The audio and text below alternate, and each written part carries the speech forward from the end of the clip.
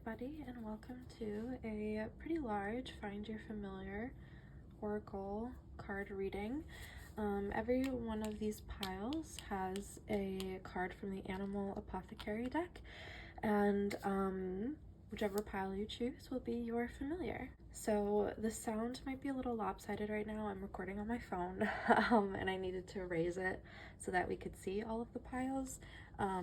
So after the intro, I'll lower the phone and be able to plug my headphones in, so it'll be the mic will be a lot closer to me. But I wanted to get more in depth, and I wanted to give a lot more choices for familiars after my last video. So take as much time as you need to pause the video. You can choose based on the charm on top of it, although I would recommend you choosing based on the energy of each pile. For my fellow indecisive witches, I have a coin to flip if you want a yes or no if you're choosing between two. I also have a d20. There's 15 piles here, so I'll roll until I get a 1 through 15 roll in case you need that bit of randomness. So let's go through the charm selections. Group number 1 is the dolphin charm. Group number 2 is the key charm. Group number 3 are these little cupids. Group number 4 is this heart charm. Group number 5 is this mushroom charm. Group number 6 is this fairy charm. Group number 7 is this sun and moon charm. Group number 8 is this protected charm. Group number 9 is this wing charm. Group number 10 is this $100 bill charm. Group number 11 is this butterfly charm. Group number 12 are these feet. Group number 13 is the scissors charm. Group number 14 is this melty clock charm. Group number 15 is this travel suitcase charm. So, like I said, take as much time as you need. If you have to pause the video, that's all right. If you are drawn to more than one pile, that is obviously totally okay. If you're not drawn to any of them, you might want to check out the previous familiar reading if you want something a little bit more or less to choose from, maybe a little bit more personal, although we will be able to go pretty in depth with these oracle cards. So I am going to roll a d20. Number 15, so that would be this last card with the suitcase charm. Usually when things fall out of my hands, I'm very clumsy, but usually when things fall out of my hands, it means that it's the right choice, and it's just so excited. It's jumping. And then if you're deciding between two piles, pick one pile for Sable, and pick a second for the Pokeball.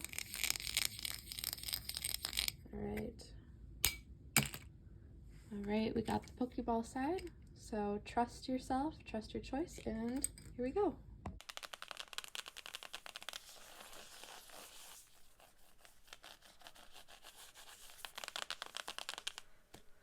Hi there, pile 1. If you chose this dolphin charm, then this reading is for you. Before we get started with the cards, I wanted to break out this Magical Tarot, Spread Spellwork and Ritual for Creating Your Life by Robin Valentine. To flip to the numbers. Oh, I just flipped to, oh fuck, I lost it. I had flipped to Justice, which was number 11, so it's 2 ones, but I wanted to tell you what pile number 1 means. So, correspondence is the lifeblood of all magic. When we look at correspondences in magic, we are looking at anything, from lunar phases to colors, that is directly correlated to an energy or intention a practitioner may use. Most of these correspondences date back thousands of years, and there is almost always a historical reference as to why we correlate them to the energies we work with today. When we consider using tarot as a ritual tool, we use the key elements within each card as correspondence. This ranges from the card's numerological associations to which moon phase works best with the energies each card holds. When we combine these magical ingredients together, we can begin to create our own rituals and spells. I'm a little stuffy, I'm a little sniffly, and so I'm like out of breath as I read. Hold on. Basic numerology. Numbers can have significant synchronicities in our lives, and we can therefore apply them to spell work, including through numerology. The single-digit numbers 1 through 9 are the foundation of all numerology. When we have a basic understanding of these numerological energies, we can apply them to tarot, future divination, spell work, and so on. Each number has its own associations, strengths, and weaknesses. Using numerology, we can hone in on the energies of a tarot card to mirror what we are trying to manifest. For example, you could pair the energy of home and stability in the number 4 with trying to get that apartment you are applying for. If you had a magical oil, you could use however many drops of oil correspond with the energies that you are working with in your spell work.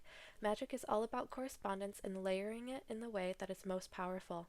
Numerology just becomes another layer of that magical correspondence if you so choose. So, we are looking at number 1. Number 1 is associated with the ultimate power and with being one with the universe. All of nature's primal forces begin with the building blocks of the number 1. It is also the number for the self and the confidence that comes with that. Positive keywords: unity, action, motivator, leadership, building block, foundations. Negative keywords: ego, domination, hastiness, stubbornness.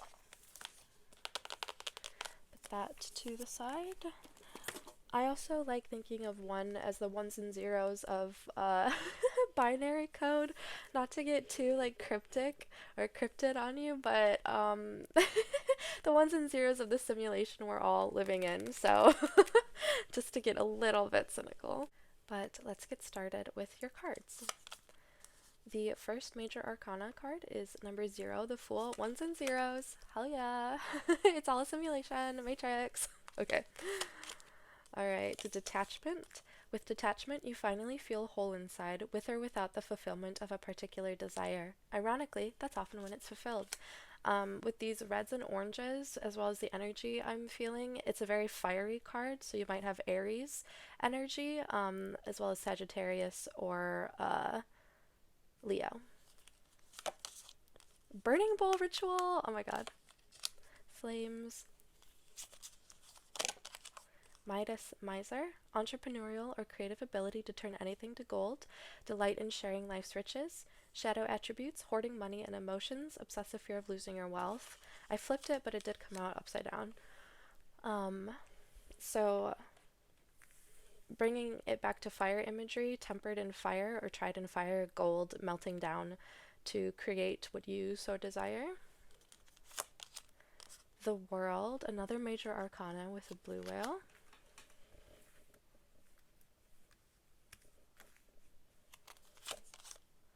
A daisy with its petals. It's picking off its own petals. You're granting your own wishes, but you might also be a little self-destructive, especially that it came out in reverse and it's coming from cracked earth. King of Swords in reverse, and this is the animal card that we're going to look at in a bit. So I actually feel that this pile is coming from a very stable foundation.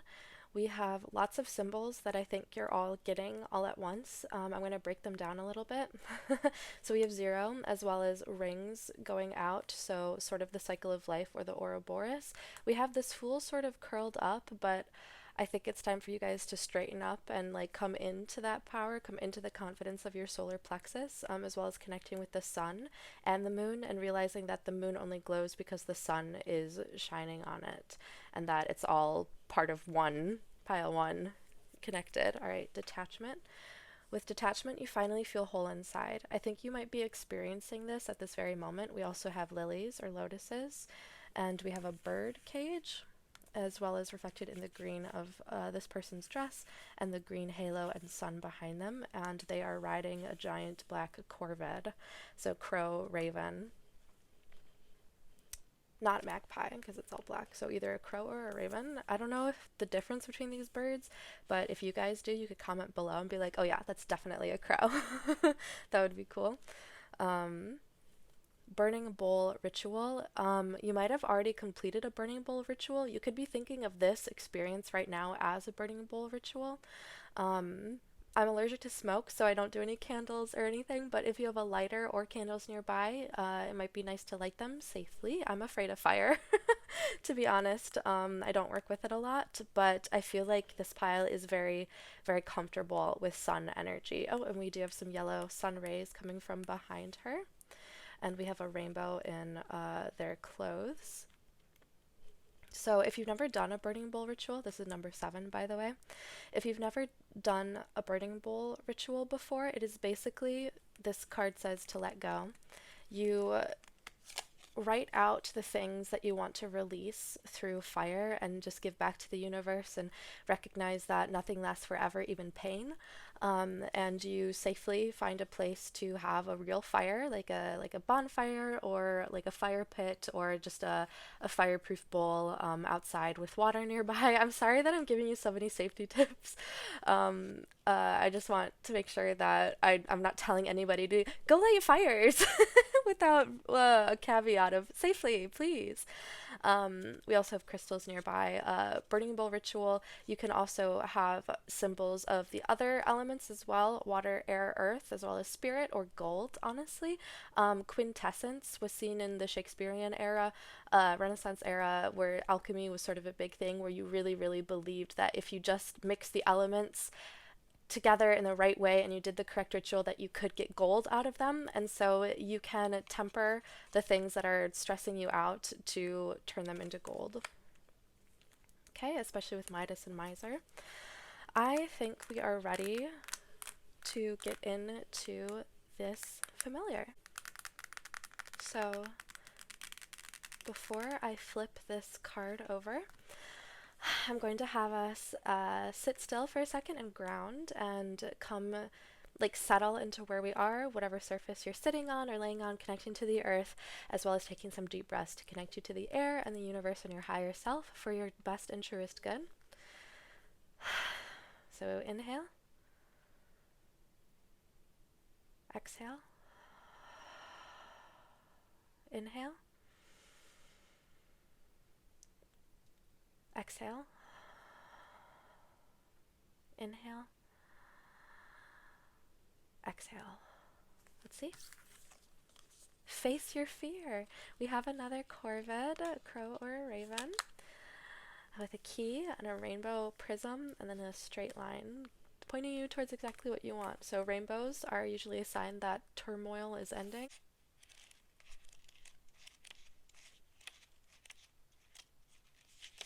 Face your fear with crow. Oh, I love crow so much. Oh my god, okay. I feel very settled and very at peace of like, yes, that was correct. Number 38, face your fear, crow. In the forest, crow will often warn other animals of oncoming hunters. Crow comes when a fear or uncomfortable situation must be faced and transformed. It is through facing the fear that the animals in the forest are able to escape and survive. Crow isn't just calling at you to face your fears, he's asking you to do something with the energy that comes from those fears. Crow is the master alchemist. Oh my god, we were just talking about alchemy and turning things into gold, so you can turn things into golden wisdom. You can also take the physical space around you and mix things together or shift them or reorganize them to create a golden space of sacredness, sacred spirituality. Crow is the master alchemist. Alchemy was the practice of transmutation, turning base metal such as lead into a more valuable metal like gold. Many alchemists were interested in this science on a psychological level. We can apply the principle of alchemy to our psychological development. Think about the power your pain holds. What if you could take the energy of all your trauma, fear, worry, and doubts and turn it into your greatest asset? Crow says you can turn the energy of pain into your shining light. The key is the consistent effort to manipulate your emotions to your liking. For example, let's say you are dealing with a trigger that is bringing up fear. First, accept what you feel, and then choose to transmute the energy. If you are fearful of something and avoiding it, face it and deal with it. If you are lost in a trauma bubble, choose to shift your physiology by movement and exercise. And we did have the Fool sort of curled up in this bubble, sort of small and hiding from the world. And Crow is here to sit on your shoulder and like give you like, hey man, get up. You're a fucking boss-ass bitch. There might be a bit of tough love from Crow as well. If you are lost in a trauma bubble, choose to shift your physiology by movement and exercise. If you are procrastinating to clean, clean. If you are avoiding telling someone your true feelings, tell them. If you feel unhealthy and unattractive, change how you eat and adorn your body with clothes that honor your appearance. So glamour might be very important. Beauty rituals. Aphrodite, Venus, as well as Aries energy with fire. If you are overwhelmed with feeling like a victim, create an art project that demonstrates your power. The idea isn't to escape what you are dealing with, but instead face it and then change how you are dealing with it. This is where the shift begins. Crow's medicine to transmute energy is also your birthright. Take action and transmute your energy. So I forgot that sometimes I'll put my tarot decks away with an important card from the last reading face up so I can see it next time I open. And it was open to the sun. So this is Leo. This is Imperial Topaz. This is childhood brightness, joy, embracing your inner little boy as well who likes to run and scream and jump. Not that little girls or little non-binary children can't run and scream and jump, but it's like, how do I say this? It's like the leader of the lost boys energy or a lost boy energy, so Peter Pan. I'm going to keep this in your reading for sure. This is the solar plexus chakra as well. Okay. So, hold on. I'm doing this wrong. I was so confident. I was like, let's just flip. And then I was like, wait, what am I doing? I'm doing an interview. So, interview with Crow. The first card that your familiar will speak to you is a card to describe themselves. The Hierophant. So someone who is a little bit of a stickler for tradition, and I do like that it's sort of a traditional witchy animal, like a crow is a very witchy, and they're very smart, and they like to undo locks, they like to do puzzles. I said undo locks and like didn't even realize I was pointing to the key.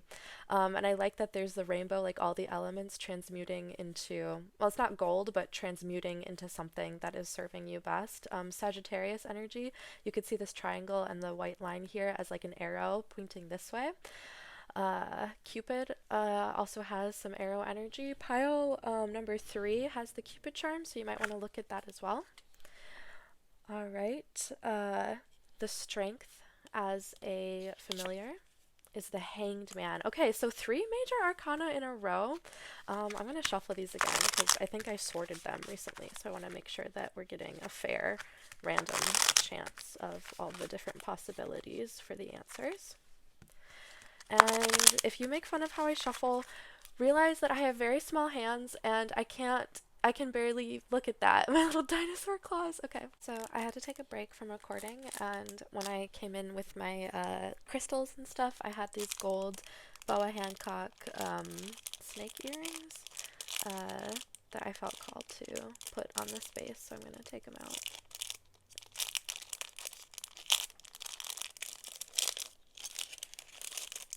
Because we were talking about alchemy and transmuting things into gold. Oh shit. Okay, though this broke right away. So these are now charms, I guess. Okay, very cool. I'm gonna put one in my little charms jar. Let's put them both in. And let's put the ring in. So even though they broke, they turned into something honestly much more useful for me because I don't like wearing earrings. Alright, so we were shuffling, and as I'm shuffling, I wanted to say thank you so much for watching this reading and giving it a like and a comment and a subscribe. I appreciate you so much. Now, let's see.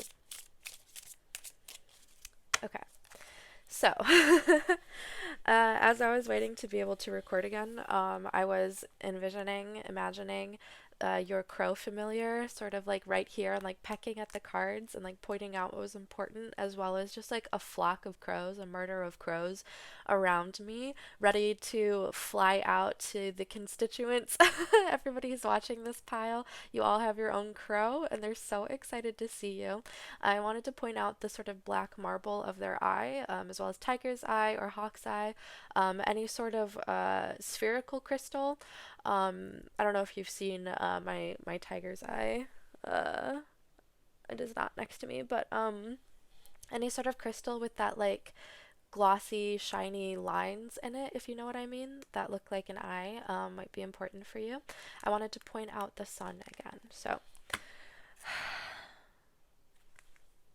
describe yourself. No, this was describe yourself, and then this was strength as a deck was hanged man. So really good at speaking to you in quiet whispers and like telling you what you need to hear when you're in meditation or in quiet time by yourself. Solo sensuality. Okay. Weakness as a familiar is the Empress. So this is less divine femininity, more grounded masculinity. Uh, describe you, the reader.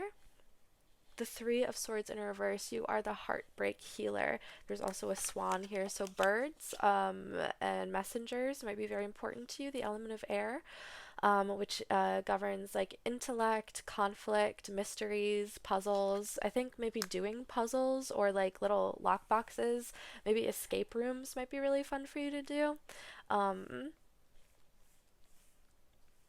Okay. Okay.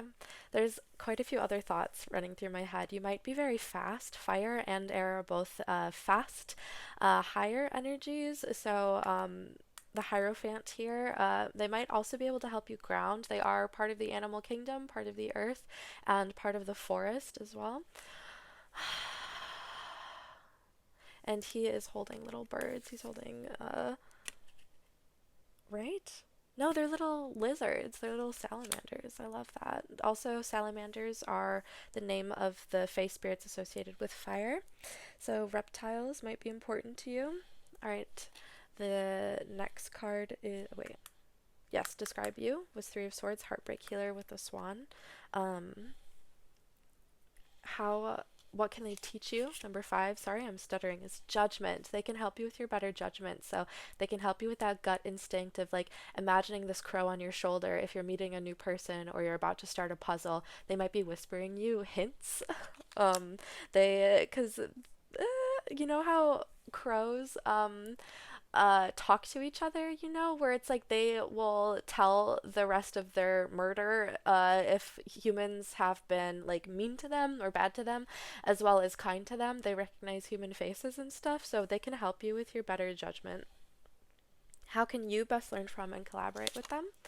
Is a 9 of Wands. So protecting what is important to you, protecting these crows. You might actually see if you hear cawing or hearing birdsong in general outside in your area.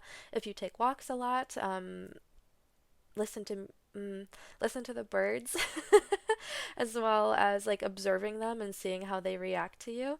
When I first started witchcraft in 2020, I was so surprised by how the wildlife started treating me differently. And like I would be taking walks in my neighborhood and like robins would just like come fly and then like stop several feet in front of me just to look at me and then fly away. And that's not something that usually happens. And it was like so interesting. I was like, these birds are interested in me. Like they're like, who's this new witch in town? So yes, observing your local wildlife, especially if you have an aviary or a zoo nearby or like a nature wildlife perspective. I also, outside the window, I think I just saw a plastic bag floating by. So when you take walks, if you see trash that you're able to pick up, that might be nice.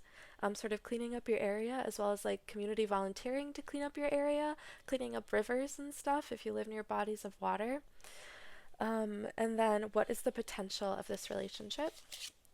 7 of Wands. So it's someone on your side, someone who will fight for you. You might get a little snippy with each other, but I think the crow really enjoys that sort of banter. In the back of the deck, we have King of Swords. So this crow, sorry, is, I would say, is a King of Swords very much. So I think that I'm going to leave the reading there. And thank you so much for watching. Bye. Hi there, Pile 2. If you chose this key charm, then this reading is for you.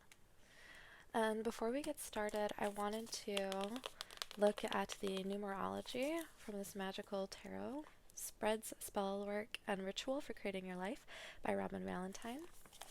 Ooh, pulled to the strength card and flipped right to the numerology, which is what I wanted. But first, I want to talk a little bit about correspondences, and so the things you'll be seeing me pick out of the cards and why. So, correspondence is the lifeblood of all magic. When we look at correspondences in magic, we are looking at anything, from lunar phases to colors, that is directly correlated to an energy or intention a practitioner may use.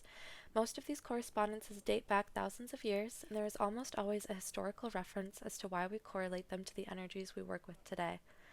When we consider using tarot as a ritual tool, we use the key elements within each card as correspondence.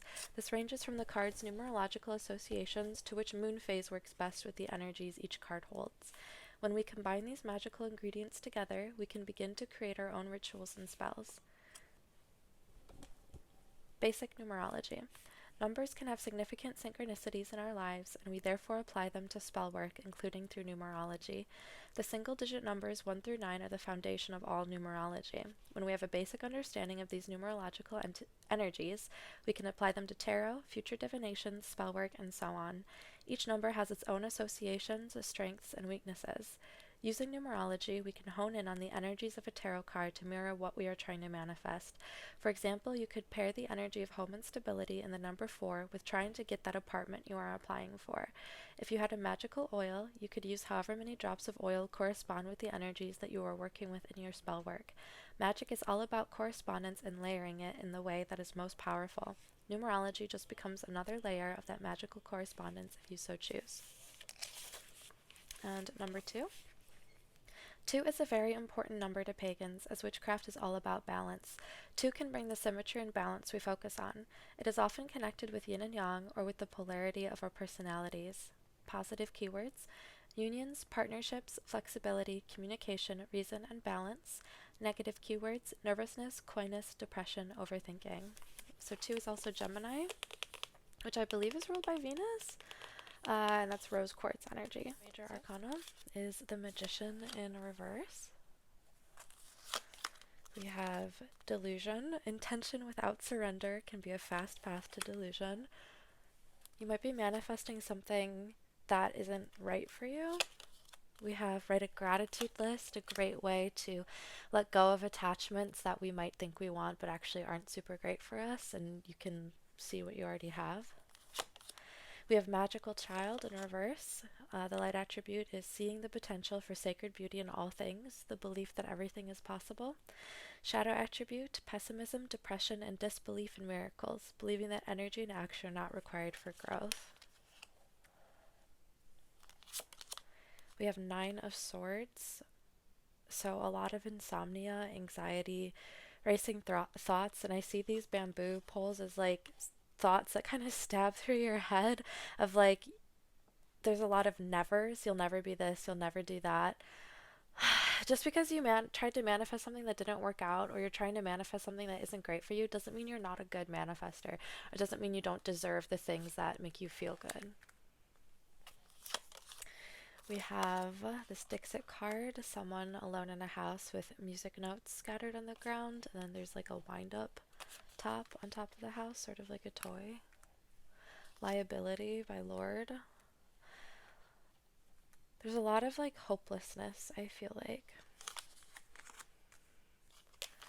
And then we have 8 of Cups, which is the leaving things behind card, when you realize that a situation is not super good for you and you decide to finally take the leap and start something else. So, let's see.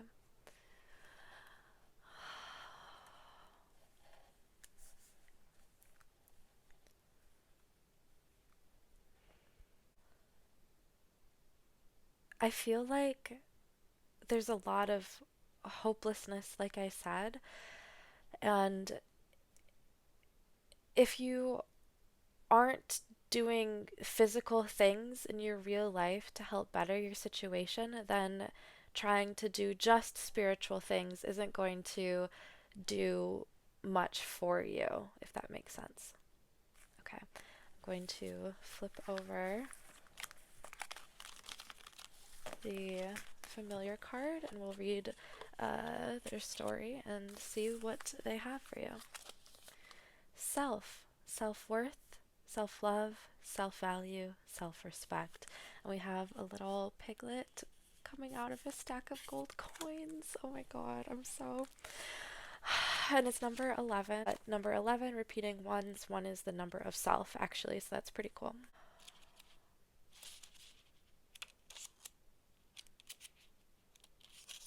Alright, self-worth, love, value, and respect. The pig. Pig has big medicine to share with you. This medicine is so grand that it is the key to living a fulfilling life and aids in accomplishing your potential. Pig's message is simple and direct. Know your worth. Not only does Pig know his worth, but cultures across the world have proclaimed his value for thousands of years as both a creature to be revered and a source of nourishment. Think of a piggy bank with money inside of it. The more money inside, the more value it carries. The piggy bank reflects the idea that our true worth comes from within.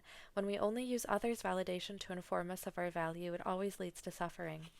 Pig's medicine teaches us about inner talk. Do you walk around doing your daily tasks with a voice in your head that belittles you, tells you that you are not good enough, and makes you feel unworthy? Now is the time to proactively train and direct the voice in your head to share messages that are uplifting, loving, and kind about yourself. This will take a lot of work and will most likely feel like you're lying to yourself if you have a habit of negative self-talk.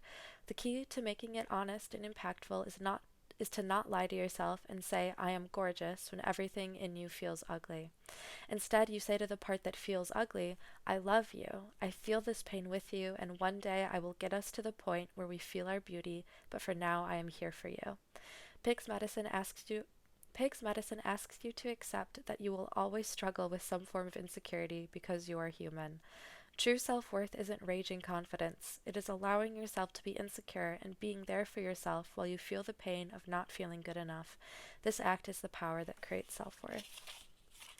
Okay, that is fabulous, and we are going to do a deck interview.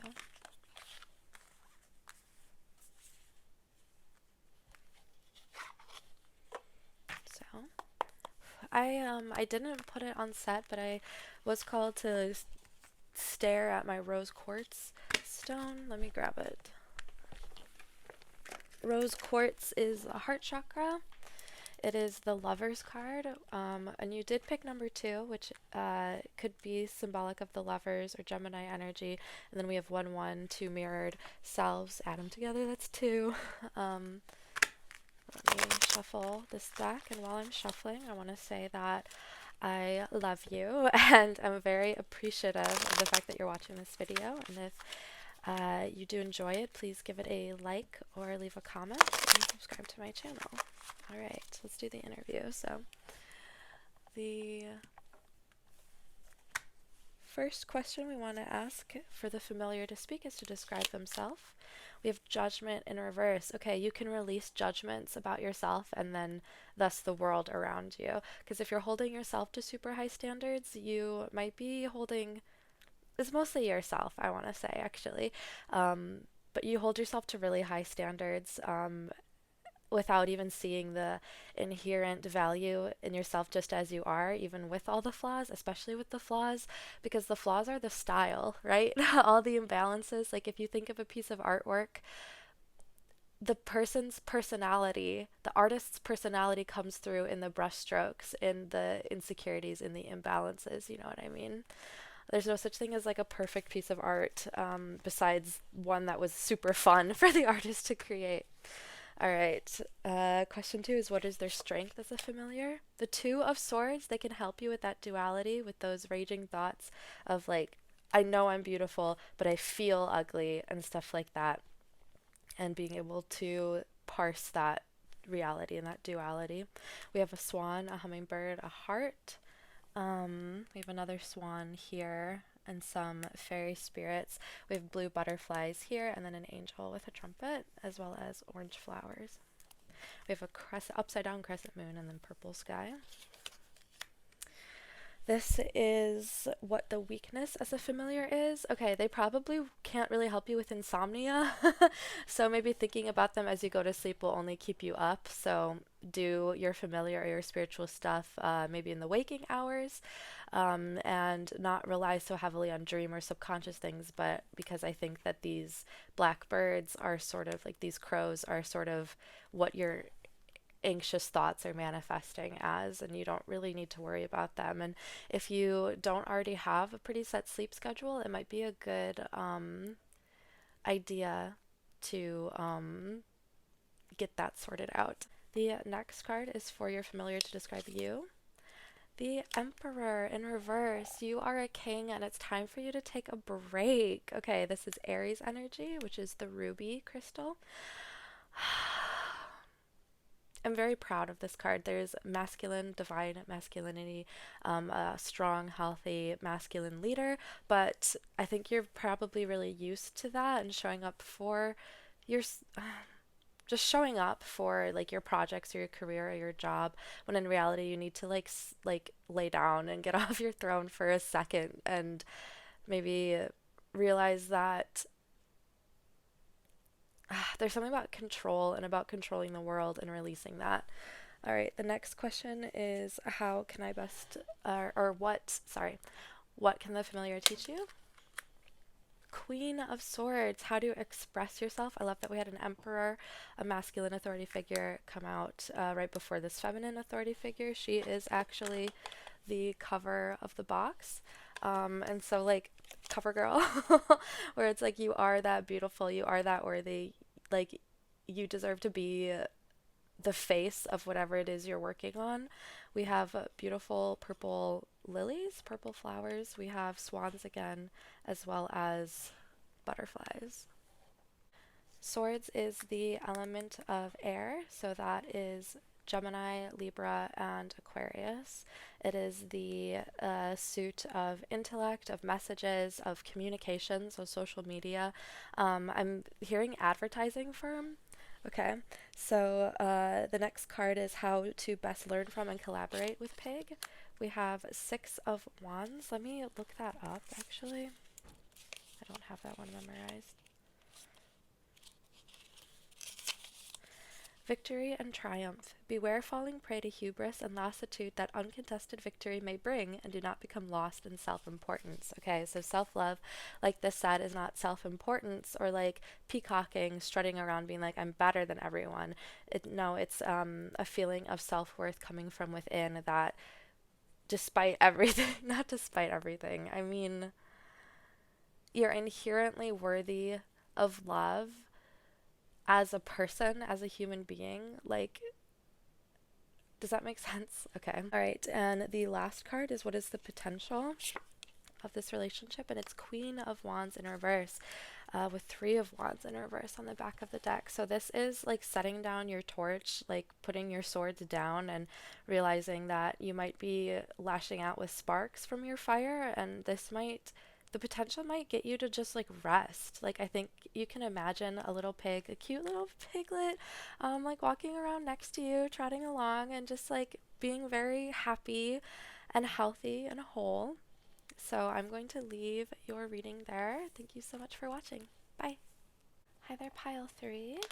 If you chose this little cupid charm, then this reading is for you. And before we get started with the cards, I wanted to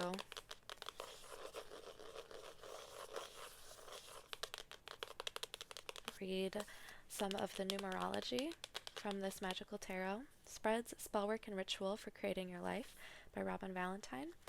And I wanted to read about correspondences as well as pile number 3, what 3 means. So you'll kind of get what I'm pointing out in the cards as we do the reading. So, correspondence is the lifeblood of all magic. When we look at correspondences in magic, we are looking at anything, from lunar phases to colors, that is directly correlated to an energy or intention a practitioner may use. Most of these correspondences date back thousands of years, and there is almost always a historical reference as to why we correlate them to the energies we work with today. When we consider using tarot as a ritual tool, we use the key elements within each card as correspondence. This ranges from that card's numerological associations to which moon phase works best with the energies each card holds. When we combine these magical ingredients together, we can begin to create our own rituals and spells. Basic numerology. Numbers can have significant synchronicities in our lives, and we can therefore apply them to spellwork, including through numerology. The single-digit numbers 1 through 9 are the foundation of all numerology. When we have a basic understanding of these numerological energies, we can apply them to tarot, future divination, spellwork, and so on. Each number has its own associations, strengths, and weaknesses. Using numerology, we can hone in on the energies of a tarot card to mirror what we are trying to manifest. For example, you could pair the energy of home and stability in the number 4 with trying to get that apartment you are applying for. If you had a magical oil, you could use however many drops of oil correspond with the energies that you are working with in your spell work. Magic is all about correspondence and layering it in the way that is most powerful. Numerology just becomes another layer of that magical correspondence if you so choose. So, number 3. 3 is often viewed as a magical or lucky number. It is connected to the triple goddess or the maiden mother crone. Positive keywords: happiness, luck, completion, growth, childbearing, nurture, insight, intuition. Negative keywords: unfinished projects, moodiness, selfishness, lack of direction. Alright, so first we have your major arcana, the High Priestess in reverse. There might be a lot of insecurity about witchcraft and spellcraft, and I just wanted to say, clicking on this video was the correct choice. You will find an energy that is suited for you specifically. We have deepening. Oh, we have a black cat, a very traditional, which is familiar. Once you're on Earth for enough lifetimes, your old soul will begin to long for non-grasping, detachment, and surrender. They bring the peace of God. When you allow yourself to be fully present in the moment and grateful for all the things that are around you, the surface you're sitting on, the air you're breathing, the water you're drinking, and the fact that you are watching a YouTube video on the device that you're holding or looking at. And sort of appreciating, I want to say, the whimsy of things or the romance of things. Very Tumblrina energy, okay? We've clean your space. If you're having trouble feeling grateful for your space, cleaning, just like physical cleaning or organizing, is probably what is needed. We have a rebel in reverse. Light attributes: challenges authority to effect social change, rejects spiritual systems that do not serve inner needs. I do have someone working in the basement of this house, so hopefully you'll take any sounds as correspondences or punctuation of what I'm saying or what you're seeing. So, challenges authority to effect social change, rejects spiritual systems that do not serve inner needs. Shadow attributes: rejects legitimate authority out of anger, rebels out of peer pressure or fashion. We have the Ace of Swords with this little creature. It kind of looks like a koala and also kind of looks like a monkey, and he has a little hat! Straw Hat Luffy vibes. Okay. Swords are the element of air, which is intellect, communication, your thoughts, puzzles, if you like solving puzzles, or if you get very like concentrated on puzzles but end up getting frustrated. This is like slicing through your brain for a new way of seeing things. It can also signify a shift in perspective or just, a completely new way of seeing things. We have a little pantomime, a little Pierrot, a clown, sad in the spotlight. Hopefully he is just acting in a show though, and he's not really sad. So we have the color yellow as well as black and white, yin yang, panda bears perhaps, or black and white creatures, as well as the acceptance of gray and not everything is black and white. We have 3 of Wands, the element of fire, and then this is your familiar card, which we will be opening in just a second. I wanted to sit with this energy for a little bit and see if there's any other messages. 3 of Wands. Let me look up. This is for a different deck, but you know how it is. Where the hell are the wands?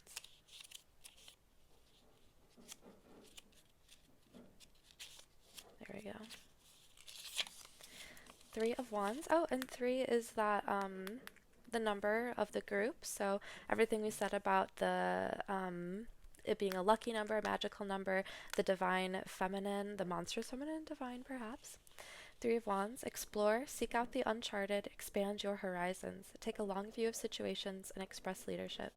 So I wanted to point out with the black cat card, the ruby red, as well as the red of her dress, red hat, The reds are really pointing out to me, so I want to think of ruby, of garnet. That is the root chakra. So if you do have any crystals or stones or beads or like pens or colored pencils that are red, you might want to do some meditation with that. And with that, we are going to clear these cards. Okay, pile 3, pile Cupid.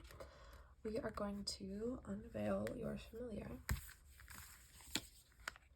You are about to shine. I believe this is Armadillo, number 26.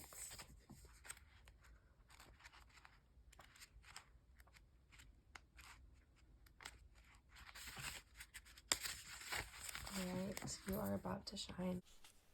Just as we see Armadillo wearing an armor of scales, this reinforces the idea of going inward. The inward work is exactly what allows us to shine outward. This inner contemplation leads to a more brilliant inner light that will eventually be witnessed and felt by all.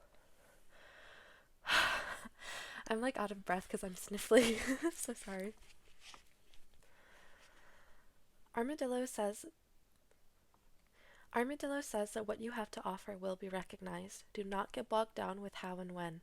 Do not be led by outside validation. Instead, be led by the greater consciousness you were created from.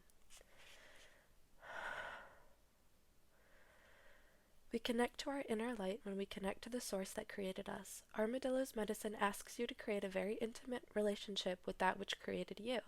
You are being asked to level up your daily prayers and create a dialogue with life. Drop all your wants and desires and create an intense conversation with the great mystery about receiving guidance to do what you were created to do. We all have a special gift that lies dormant within us, waiting to actualize. In this moment of deep connection to the great mystery, a mysterious energy begins to activate our gift.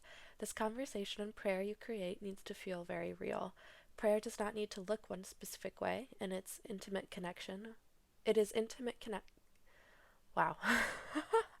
It is intimate communion with that which you were created from. Start speaking to life. If you create this intense and mystical relationship with life daily, you will begin to witness yourself unlocking all your gifts.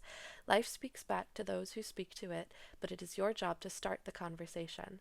You might not receive an answer right away, but it will come to you with full force in the perfect way at the right time. Armadillo's medicine says that you are about to be seen, heard, felt, witnessed, understood, and recognized.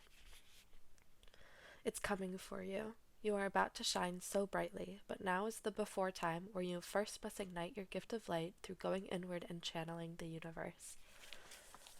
And fantastic. Okay, so we are going to do an interview where your familiar can speak to you.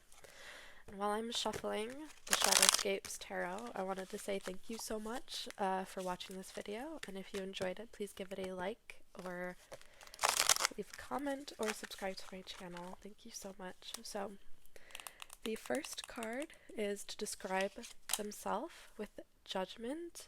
You know, this came out in the pile 1. I'm going to leave it, but I'm going to keep shuffling just to make sure that these are shuffled.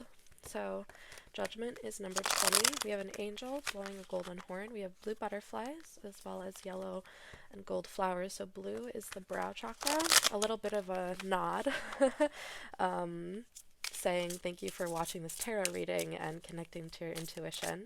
And then yellow is solar plexus and orange is the sacral chakra. Kind of all over the board. Next is the strength as a familiar, which is 10 of swords. So really helping you with your thoughts, with organizing your thoughts especially. We have the weakness as a familiar, which is 9 of cups. So okay, this is really interesting. So we have 10 of swords, the highest number of the suit, which is going upward, and then we have 9 of cups, a very high number in the suit of water, going down. So they're more for high vibrational energies as well as your thoughts versus your subconscious or deep within your body. So describe you. Number 4 is the Knight of Wands in reverse. That's so interesting. What can they teach you?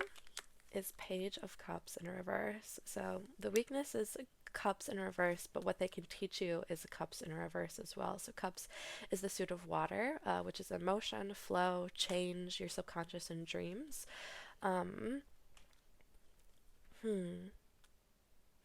This is so interesting. I'm gonna keep going. How can you best learn from and collaborate with them is the King of Swords in reverse, right underneath the Ten of Swords. So they can help you organize your thoughts if you like set down your burdens a little bit. The last pile, I believe, had a King of Wands in reverse, or King of Pentacles, perhaps. It had a King in reverse, which I took to mean that it was time for them to rest a little bit. So you might have racing thoughts. They might be able to give you clarity and help with your judgment on that stuff. Page of Cups in reverse is, I want to say funny. Like, I think it can help with your sense of humor. Um, and then what is the potential of this relationship? Is Ace of Pentacles, so a new start, and then the moon on the back of the deck. So I think they can help break through. Honestly, your dreams might not have a lot of significance for you, and they might just be dreams, you know, like maybe keeping a dream journal isn't exactly what you should be doing right now, and you should be paying attention to your waking life, your daily life, when the sun is out.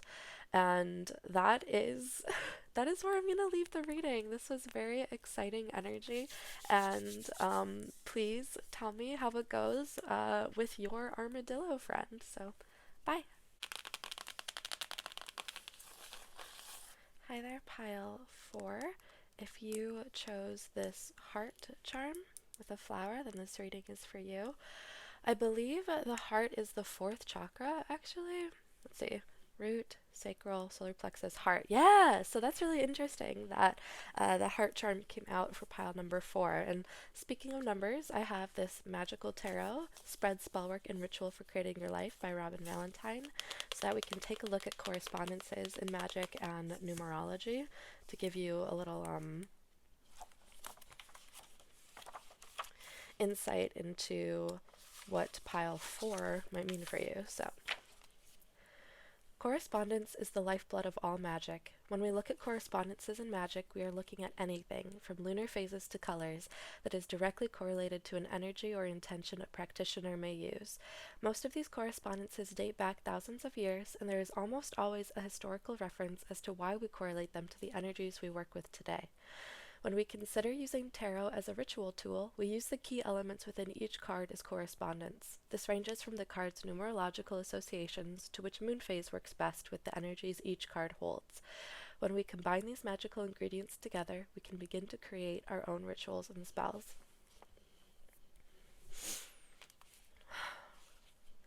Basic numerology. Numbers can have significant synchronicities in our lives, and we can therefore apply them to spell work, including through numerology. The single-digit numbers 1 through 9 are the foundation of all numerology. When we have a basic understanding of these numerological energies, we can apply them to tarot, future divinations, spell work, and so on. Each number has its own associations, strengths, and weaknesses. Using numerology, we can hone in on the energies of a tarot card to mirror what we are trying to manifest. For example, you could pair the energy of home and stability in the number 4 with trying to get that apartment you are applying for. If you had, oh my god, the example was number 4, fantastic. If you had a magical oil, you could use however many drops of oil correspond with the energies that you are working with in your spell work. Magic is all about correspondence and layering it in the way that is most powerful. Numerology just becomes another layer of that magical correspondence if you so choose. And this was page 131 and chapter 5.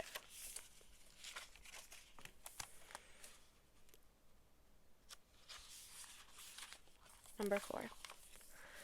4 corresponds to the 4 elements, the cardinal directions, and the 4 seasons. It is the number of houses, stability, and safety. Remember, a house is made up of 4 walls. Positive keywords: morals, structure, stability, foundational achievements, family, safety, attention to detail. Negative keywords: being caught up in details, sluggishness, taking things too seriously. Okay, that is very interesting. And without further ado, let us get into your oracles. So, the major arcana is Judgment. Oh my god, Judgment came out in piles 2 and 3, so if you were drawn to them, you might want to check them out. Humility. Allow me, divine, to always accept the right assistance. I welcome your help in every way and delight in receiving it. We have an owl here, as well as someone dressed like a monk. We have aromatherapy. It's interesting that the example talked about drops of oil. Excuse me, I have acid reflux. Alright, Prince in reverse, light attribute, romantic charm and potential for power. Shadow attribute, using power for self-aggrandizement. So we have two sort of stay humble reminders here, as well as a judgment, which is about making right choices. It's about standing on the hill that you've climbed and looking back at the road you've taken to see where you went wrong, where you went right, your successes and failures, and being grateful for your journey and all the help you've had along the way. Okay, we have the Hierophant in reverse, Taurus energy. This is, you might be a little too traditional. You might take a little bit too much pride in how you do things by the book or how you do things traditionally. And we have Paperman walking through a storm, very windy, and all his paper is blowing all over. Interesting. You might vibe with the scribe archetype as well, where you do things by the book, you do things perfectly. We have the moon in reverse. This traditionalism might actually be a sort of hindrance for you, might sort of feed into your fears and delusions. There might be a fear of like, I'm doing everything right, I'm doing everything by the book, but either still it's not working out or this is what makes me safe. We also have a blue flower as well as a dragonfly here. There's a lot of anxiety, not anxiety, there is a lot of fear in this deck, and like a fear of like, if I don't do it right, there's going to be shadow energies that come and get me. Okay, this is going to be a bit of tough love, so take it or leave it. Oh, this also looks like an orange to me, like a fruit. Oh, and we have a little tiny dog. Oh my god, I love him so much. A little Pomeranian. Okay, we have blue roses, so Laura from the Glass Menagerie. The thing I was gonna say, no, okay, I'm gonna leave it. I don't think you guys need tough love. You might feel very fragile right now. I'm gonna get into the familiar, so let's clear these.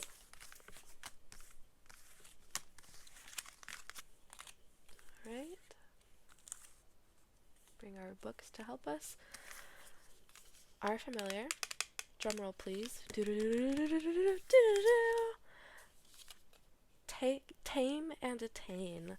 Okay, I think this is really going to help you guys. This horse, all that wild anxiety and fear is meant to be harnessed with this reins, with the reins and the bit.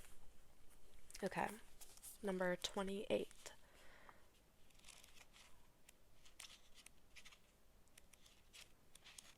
I kind of want to look at what page 28 has. Oh, I flipped right to it. The Illusion, Phantom Shark. I'm gonna read this one. In this card, we see a harpoon searching the sea for a dangerous shark that appears only in your mind's eye. Phantom Shark has a direct message for you today. Your current fear, worry, or insecurity is all an illusion. That's what, oh my god, that's what I was trying to say. Thank you, book. That's what the moon in reverse meant. Okay. You tricked yourself. Oh, and trickster is the archetype that corresponds with the moon, according to my headcanon. Maybe I should go through that with you guys. Your current fear, worry, or insecurity is all an illusion. You tricked yourself into hunting for a thing that doesn't even exist.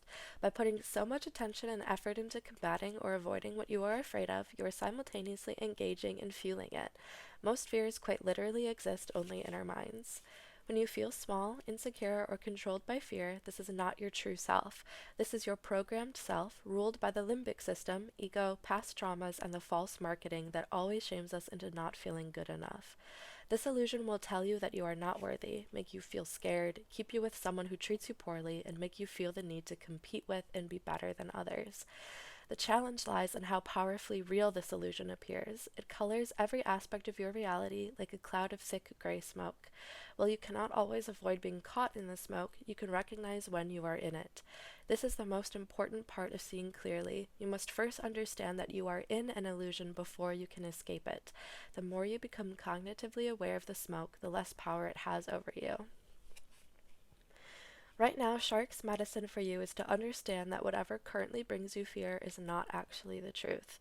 You are safe and everything is going to work itself out. Do not make big decisions when the gray smoke is visiting. Soon you will see clearly. And I spelled gray two different ways. They spelled it Gray up here and then Grey down here, which is my last name, so I don't know. Maybe drinking Earl Grey tea might help with you. Do not make big decisions when the gray smoke is visiting. Soon you will see clearly. So, let's get into number 28, tame and attain horse. Bring it over here. When a horse is tamed for riding, she endures countless weeks of intense training. If the trainer is patient, perseverant, and trustworthy, the horse eventually submits. The horse is controlled through the horse bit that rests in her mouth. When the reader pulls the connected reins, the horse will follow.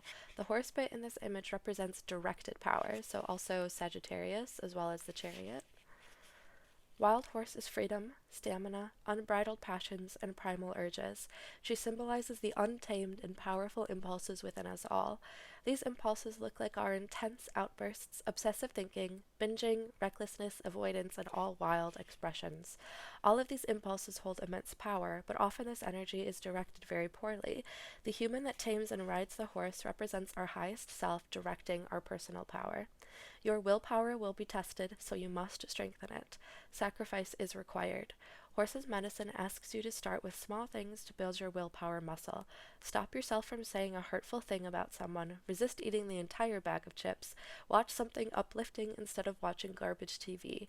You may feel resentful of the restrictions at first, but it will lead to an expansion of extraordinary capabilities.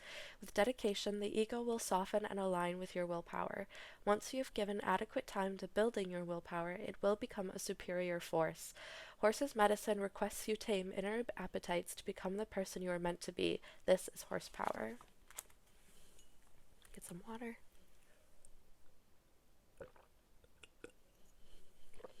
Okay.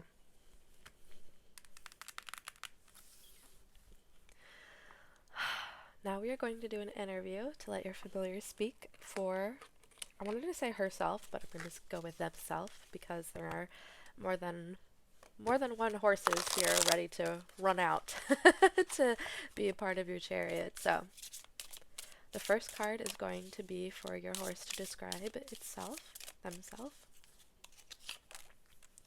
8 of Pentacles in reverse. This is all about weaving webs. This is about waiting. This is about promotions and ambitions. The strength as a familiar is the Knight of Pentacles. So we have 2 pentacles. This is about connecting with the earth, the material world. So wealth, money, fame, power. I left it all in one piece. Okay, sorry. My own hyperfixations coming through. But the Knight of Pentacles, this is your familiar here, this dragon, right? And then this is you riding it with the reins. So this is really cool that we got a knight because they're often pictured with a mount, that they're running towards the thing that their ambition with power and drive and control. And with Knight of Pentacles, this is really going to help you ground yourself instead of maybe the more fiery, floaty or flimsy energy that can come with the unbridled flame. Okay.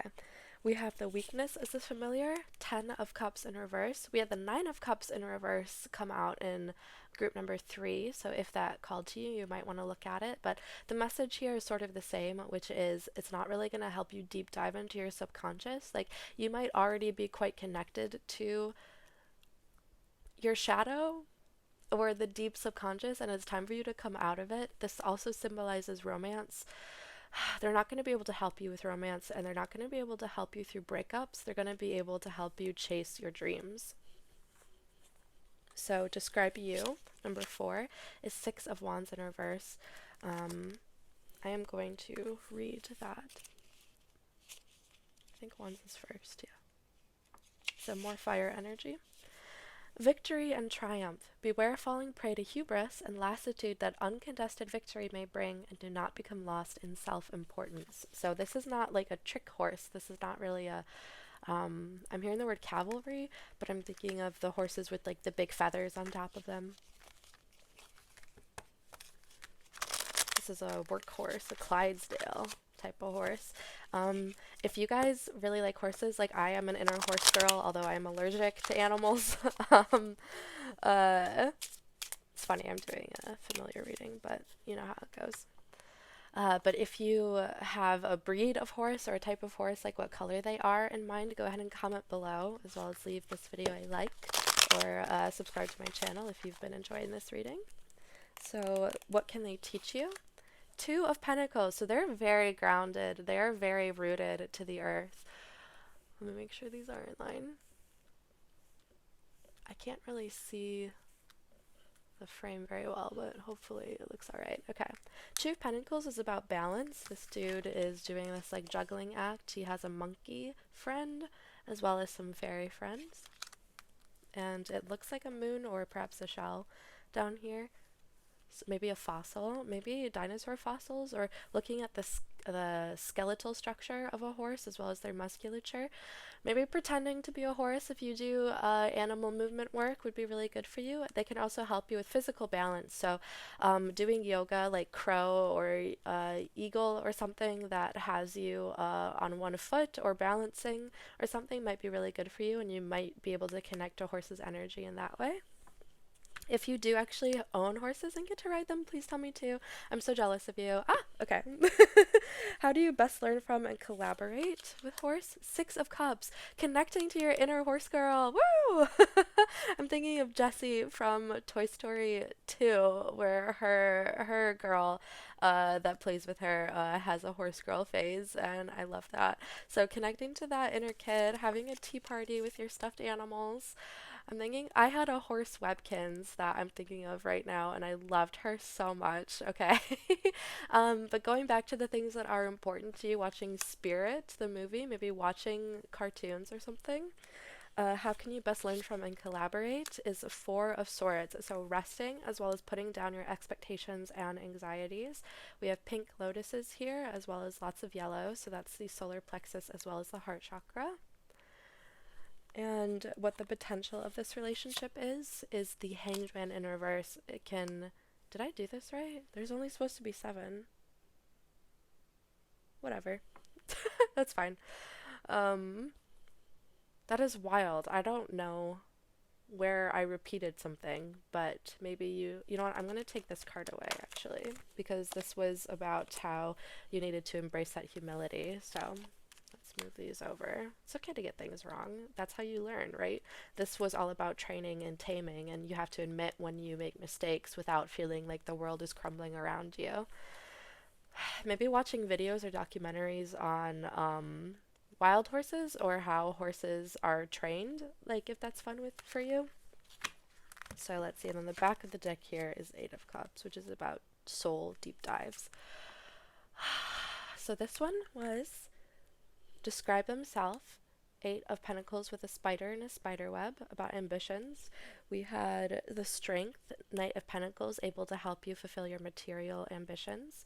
We have 10 of Cups in reverse for their weakness, not really being able to help you with romance, which is interesting because this matters of the heart. Romance might not be what your true ambition is. If you are in a situationship at the moment, it might be time to sort of let that go, but I'm not going to dive too deep into that. 1, 2, 3, 4. Describe you is this 2 of Pentacles. I am stuttering over my words, so I'm going to leave it after we say which one was, which each card was. Describe you. This is what they can teach you, how to connect to your inner child. How do you best learn from and collaborate? 4 of Swords, so resting. Putting down your swords, maybe putting down some logic and letting your ambitions and what horse has to teach you come through, because this is not to say that you don't have what you need within you. I'm going to leave it there. Okay. And then the potential is the Hanged Man in reverse, helping you get off your ass. I'm going to leave it there. Thank you guys so much for watching. I hope you enjoyed this video. Let me know if things resonated in the comments below, and enjoy your new friend. Bye. Hello there. Pile number 5, pile number mushroom. If you chose this mushroom charm, makes me think of Chopper from One Piece. His devil fruit was mushroom shaped, as well as him finding that poisonous mushroom spoilers, to try and help his doctor because he saw the skull and crossbones as a symbol of freedom and sustainability, but in reality, the skull and crossbones represented poison. So you are, I'm gonna say goth, maybe punk, maybe some emo, like maybe a little bit of the shadow alt fashion world interests you. Hot Topic with the studded belts. I see you and I love you. Okay, we are going to open up this book. It is called Magical Tarot, Spread, Spellwork, and Ritual for Creating Your Life by Robin Valentine. We're going to read a little bit about correspondence before we get into these cards, just so you can sort of get an idea of what we're looking for, as well as give you, chapter 5, and 131. We could add that up to be 5, so I'm really excited. Okay. Correspondence is the lifeblood of all magic. When we look at correspondences in magic, we are looking at anything, from lunar phases to colors, that is directly correlated to an energy or intention a practitioner may use. Most of these correspondences date back thousands of years, and there is almost always a historical reference as to why we correlate them to the energies we work with today. When we consider using tarot as a ritual tool, we use the key elements within each card as correspondence. This ranges from the card's numerological associations to which moon phase works best with the energies each card holds. When we combine these magical ingredients together, we can begin to create our own rituals and spells. Basic numerology. Numbers can have significant synchronicities in our lives, and we can therefore apply them to spell work, including through numerology. Holy shit, okay. The single-digit numbers 1 through 9 are the foundation of all numerology. When we have a basic understanding of these numerological energies, we can apply them to tarot, future divination, spellwork, and so on. Each number has its own associations, strengths, and weaknesses. Using numerology, we can hone in on the energies of a tarot card to mirror what we are trying to manifest. For example, you could pair the energy of home and stability in the number 4 with trying to get that apartment you are applying for. If you had a magical oil, you could use however many drops of oil correspond with the energies that you are working with in your spell work. Magic is all about correspondence and layering it in the way that is most powerful. Numerology just becomes another layer of that magical correspondence if you so choose. So, number 5, we have, in paganism, 5 is associated with the combination of the spirit with the 4 elements. 5 is also associated with the 5 human senses, our connection to the world around us. Positive keywords: free thinking, independence, individualism, experience, adventurer, teacher/student, and visionary. Lots of archetypes there, so you might actually be very interested in archetype readings. Negative keywords: unreliability, irresponsibility, inconsistency, self-absorption. So you might actually want to look at pile number 4, the previous pile, because their familiar was sort of all about taming that wild energy. 5 is also the number of change, if I remember correctly.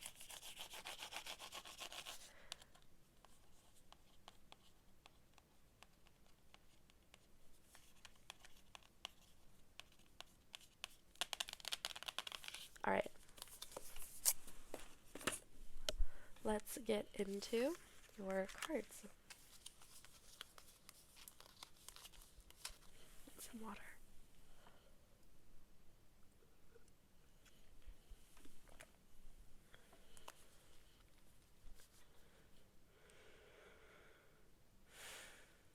Alright, your major arcana is the Devil, number 15, another 5. Interesting. Loss. I just thought of the meme loss, so sorry. We have a tree and a dove. Sometimes you learn true offering through loss. You make a passionate invitation for love to take over and bring her own plan instead of the ego's. The ego is also represented as the devil, so you might honestly be sort of falling prey to your own temptations. We have flow like water.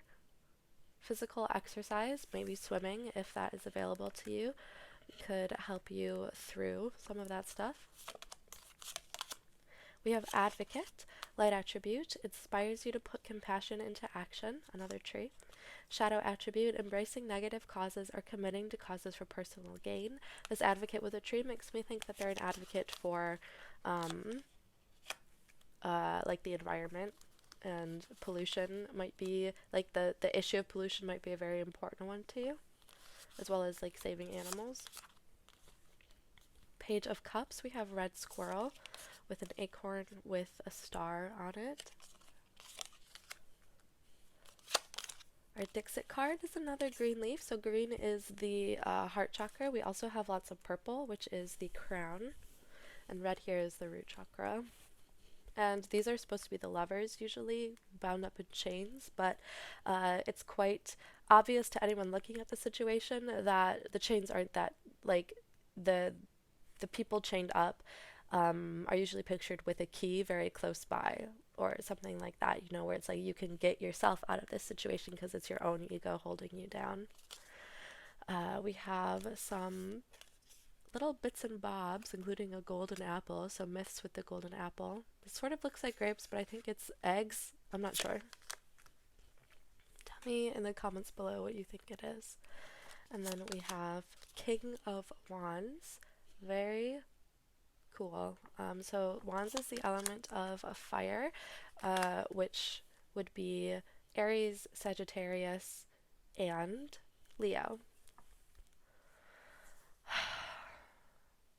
This is really powerful energy. This is someone that I respect and admire, and someone who deals with their ego, who deals with their loss, with their subconscious, with their emotions and intellect in just a really like respectful adult way. I think you might not let your temptations sway you.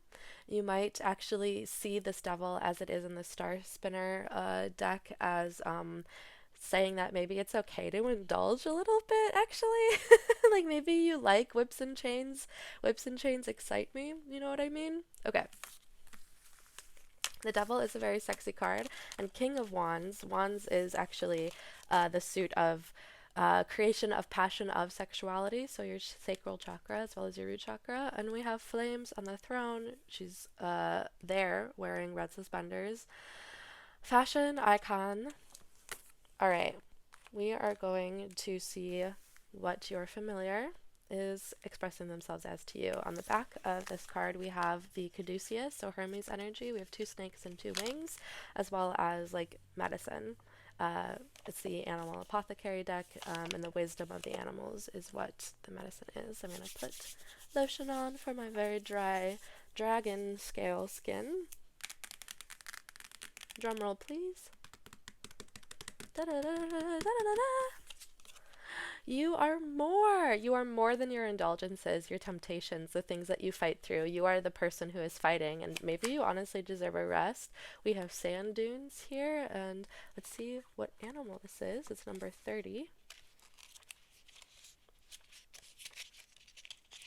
I have also started reading what page 30 has, as well as okay, this is really cool. Okay, especially with Advocate coming out. Number 14.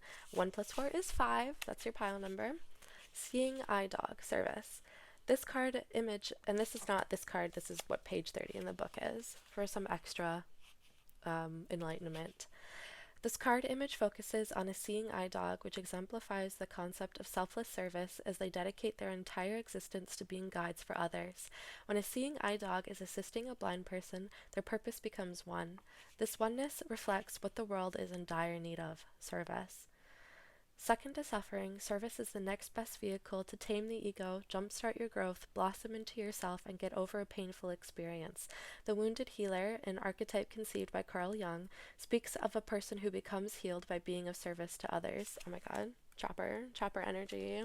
Where are my One Piece super fans? Comment below. Comment some pirate flag emojis and the little straw hat emoji. Oh, okay, I love you guys. Like I said, this is like this is energy I admire coming through. When receiving the medicine of the seeing eye dog, you understand that service will always lead to some form of success. This is not the superficial understanding of material success, which is based on popularity, looks, status, or the amount of money in your bank account. Long-lasting and internal success create an energy that can never be destroyed. This is the energy that is created when we are of service to others, everlasting spiritual wealth. Service is a conductor of blessings both in this life and hereafter. It acts as a magnet for profound personal blessings and eternal success. When we are truly selfless, we begin to align with the nature of our existence. When we are truly selfless, we begin to align with the nature of our existence. We recognize that we are all connected, and essentially, the entirety of multiple universes and ourselves are all one. This harmony with reality attracts hidden gifts produced by our alignment. Seeing Eye Dog's medicine shares that a blessing is approaching through your selfless acts. Dedicate yourself to some form of service to another. Your acts of service will be felt and noticed. Success will follow. Seeing Eye Dog's medicine is to help yourself by helping another. Okay, and number 30 with this card. If you are someone that is an advocate for the environment or whatever service that you are already doing, I appreciate that. And if you like, you can comment below and I will see it and I will be very happy. So this is really cool. Okay, number 30. This is page 68 and 69. Nice. Eagle Lightbringer. So this is the eagle. Eagle flies high, able to soar at altitudes of up to 10,000 feet. I'm also thinking of sky burials with vultures. That might be something to look into. His relationship is close to the sun, and he brings a message about the light you shine. When Eagle flies into your card reading, he speaks of your noble destiny. You are a light bringer, and you are created to shine in order to not only heal yourself, but also humanity. Yes, healing. Awesome. Fantastic. I can't stop thinking about Chopper. I'm so sorry. Comment some reindeer emojis. Eagle says that being a light bringer is a lofty and honorable duty, but it does not come without carrying the weight of the world. Often as a light bringer, you have a deep relationship with pain, but this was necessary for you to be able to shine so within the darkness. You have the ability to feel on deep levels and cannot endure the suffering of the world and its creatures. Your cries for justice might often fall on deaf ears, but you are meant to endure your pain and transmute it into light so you can illuminate the world. Learning American Sign Language, ASL, or a sign language in general might behoove you. Understand that you have a profound gift, and your existence is a part of humanity's evolution to achieve its greatest potential, world peace. Your light heals, brings love, and dissolves suffering. Your light is who you are, and you must embrace your greatness and step into yourself to shine fully. I wouldn't be surprised if you're someone who likes to learn languages, or if you have a gift for learning languages or expressing yourself in several different languages. You must do all the self-work to remove the veils of ego from your heart so you can fully be your highest self and allow the light of love to heal humanity. You must honor your body and take care of it. You must do the psychological work to deprogram all your toxic beliefs, and you must independently investigate your spiritual existence and your relationship with the Great Mystery. Please take this message with urgency and honor your gift. To receive Eagle is a privilege. His medicine asks you to respect your greatness. You are a servant of light. This is so cool. Okay. We are going to bring the books out a little bit. We are going to do an interview with Eagle so they can speak for themselves.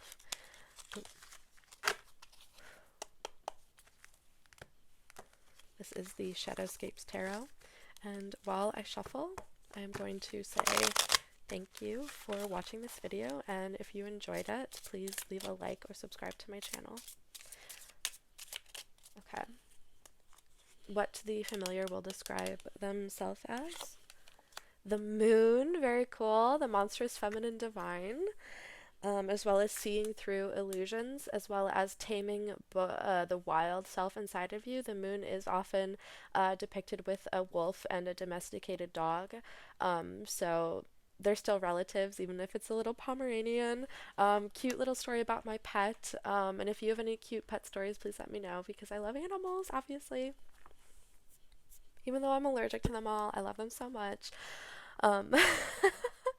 Oh, and we have mushrooms. We have mushrooms. Mushrooms are probably quite significant for you. Maybe foraging is something that you're into. Tracking your moon cycles. We have a crescent moon here, as well as a mask and a red ribbon, and then a bandaged hand with a heart. Oh, a bandaged hand with a heart. Okay, another sign of healing and medicine. I just can't get Chopper out of my head. If you guys love Chopper, and if you don't know One Piece, if you don't know who Chopper is, just like look up on YouTube Chopper One Piece cute compilation or something like that. And then like let me know if you like that. If you like that, okay. This is seeing through delusion. Okay. The weakness as a familiar is the hermit. So you got to bring the breath. If you are someone who isolates yourself, Eagle particularly is not going to be able to help you with that. You're going to have to share your light. This is the light bringer. You are going to have to be the one to speak your truth. Okay, the describe you is the star in reverse. Oh my god, we have 3 major arcana in a row, so you might be in the midst of some great change in your life right now. You might be coming closer to your true purpose, which is really fantastic. I'm thinking of caribou because I just watched a documentary about how in Alberta, Canada, the oil industry is like disturbing their habitat in a really huge way, like 95%. This documentary said 95% of their habitat is disturbed because of the industry, and how lots of people are working towards helping them. So if you have resources, you might want to donate some time, energy, or maybe even money, I don't know, to like wildlife conservation. If there's like a wildlife rehabilitation center or even a zoo or something near you, you might really want to go check that out. As well as maybe falconry. But the star in reverse, back to you. It's sort of magical child in reverse, which is like pessimism and belief that miracles don't exist. You are here for a reason. You might be a star seed. You might be a light bringer. So you might want to look into that a little bit. Okay. What can they teach you? Wait, am I doing this right? I keep like doing this wrong. Describe themselves. Strength. Weakness. What the hell was I doing? I'm so sorry. I keep making mistakes, but that's okay. Describe themselves, what their strength is. I take back everything I said. So this was the opposite of they are going to help you. They're going to help you share your light. Okay. This is their weakness. They're not going to be able to help you with starseed energy. I'm so sorry. Let me just read what the book has to say. We have Queen of Cups in reverse on the back of the deck. So, number 18, the moon.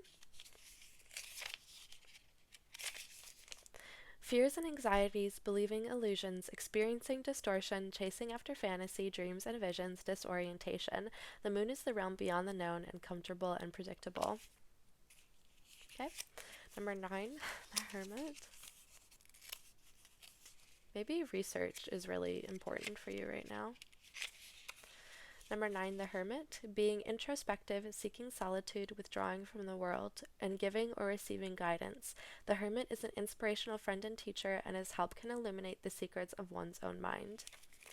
And this star. Number 17. Regaining hope, faith in the future, inspiration, finding the still, silent place within your being of serenity, tranquility, and amid trouble, harmony, offering without reservations, sharing, and being generous. And then let's look up the 8 of Cups while we're here. Delve within for personal discovery and answers. Turn away and disengage from the material world and instead seek spiritual wonders. Okay. What can they teach you? We'll take this one, 8 of Pentacles in reverse. This came out in pile number 4 as well. This is about weaving your web. It's also about letting go of control of what you want to manifest, of what your ambitions are, and it's a sign that you can wait a little bit, like that, like waiting is okay, and that your ambitions and promotions are coming through. I think my camera's crooked. All right, there we go. how can you best learn from and collaborate is a 5 of Cups. So working through your emotional turmoil, perhaps through meditation. And the potential of the relationship is Queen of Wands. So this is a fantastic card. We have 2 queens here. We have Queen of Fire, Queen of Water. She is poetry in motion. She is a musician. She is the muse and the artist. We have what looks to be a bird, perhaps a quail. We have some foxes and a white bird, as well as some shells, so fossils. Dinosaurs might be really cool. This is someone who channels fantastic energy. So I'm going to leave your reading there. Let me know if any of this resonated, and enjoy your new friend, Eagle. Bye. Hi there, pile number 6. If you chose this fairy token, then this reading is for you. Before we get started with the cards here, I wanted to read about correspondences in magic as well as numerology for the Magical Tarot book, Spreads, Spellwork, and Ritual for Creating Your Life by Robin Valentine. She or they describe, or he, I don't know, describe what correspondences sort of are in magic, and how to read the numbers. So I wanted to read number 6 for you. So here we go.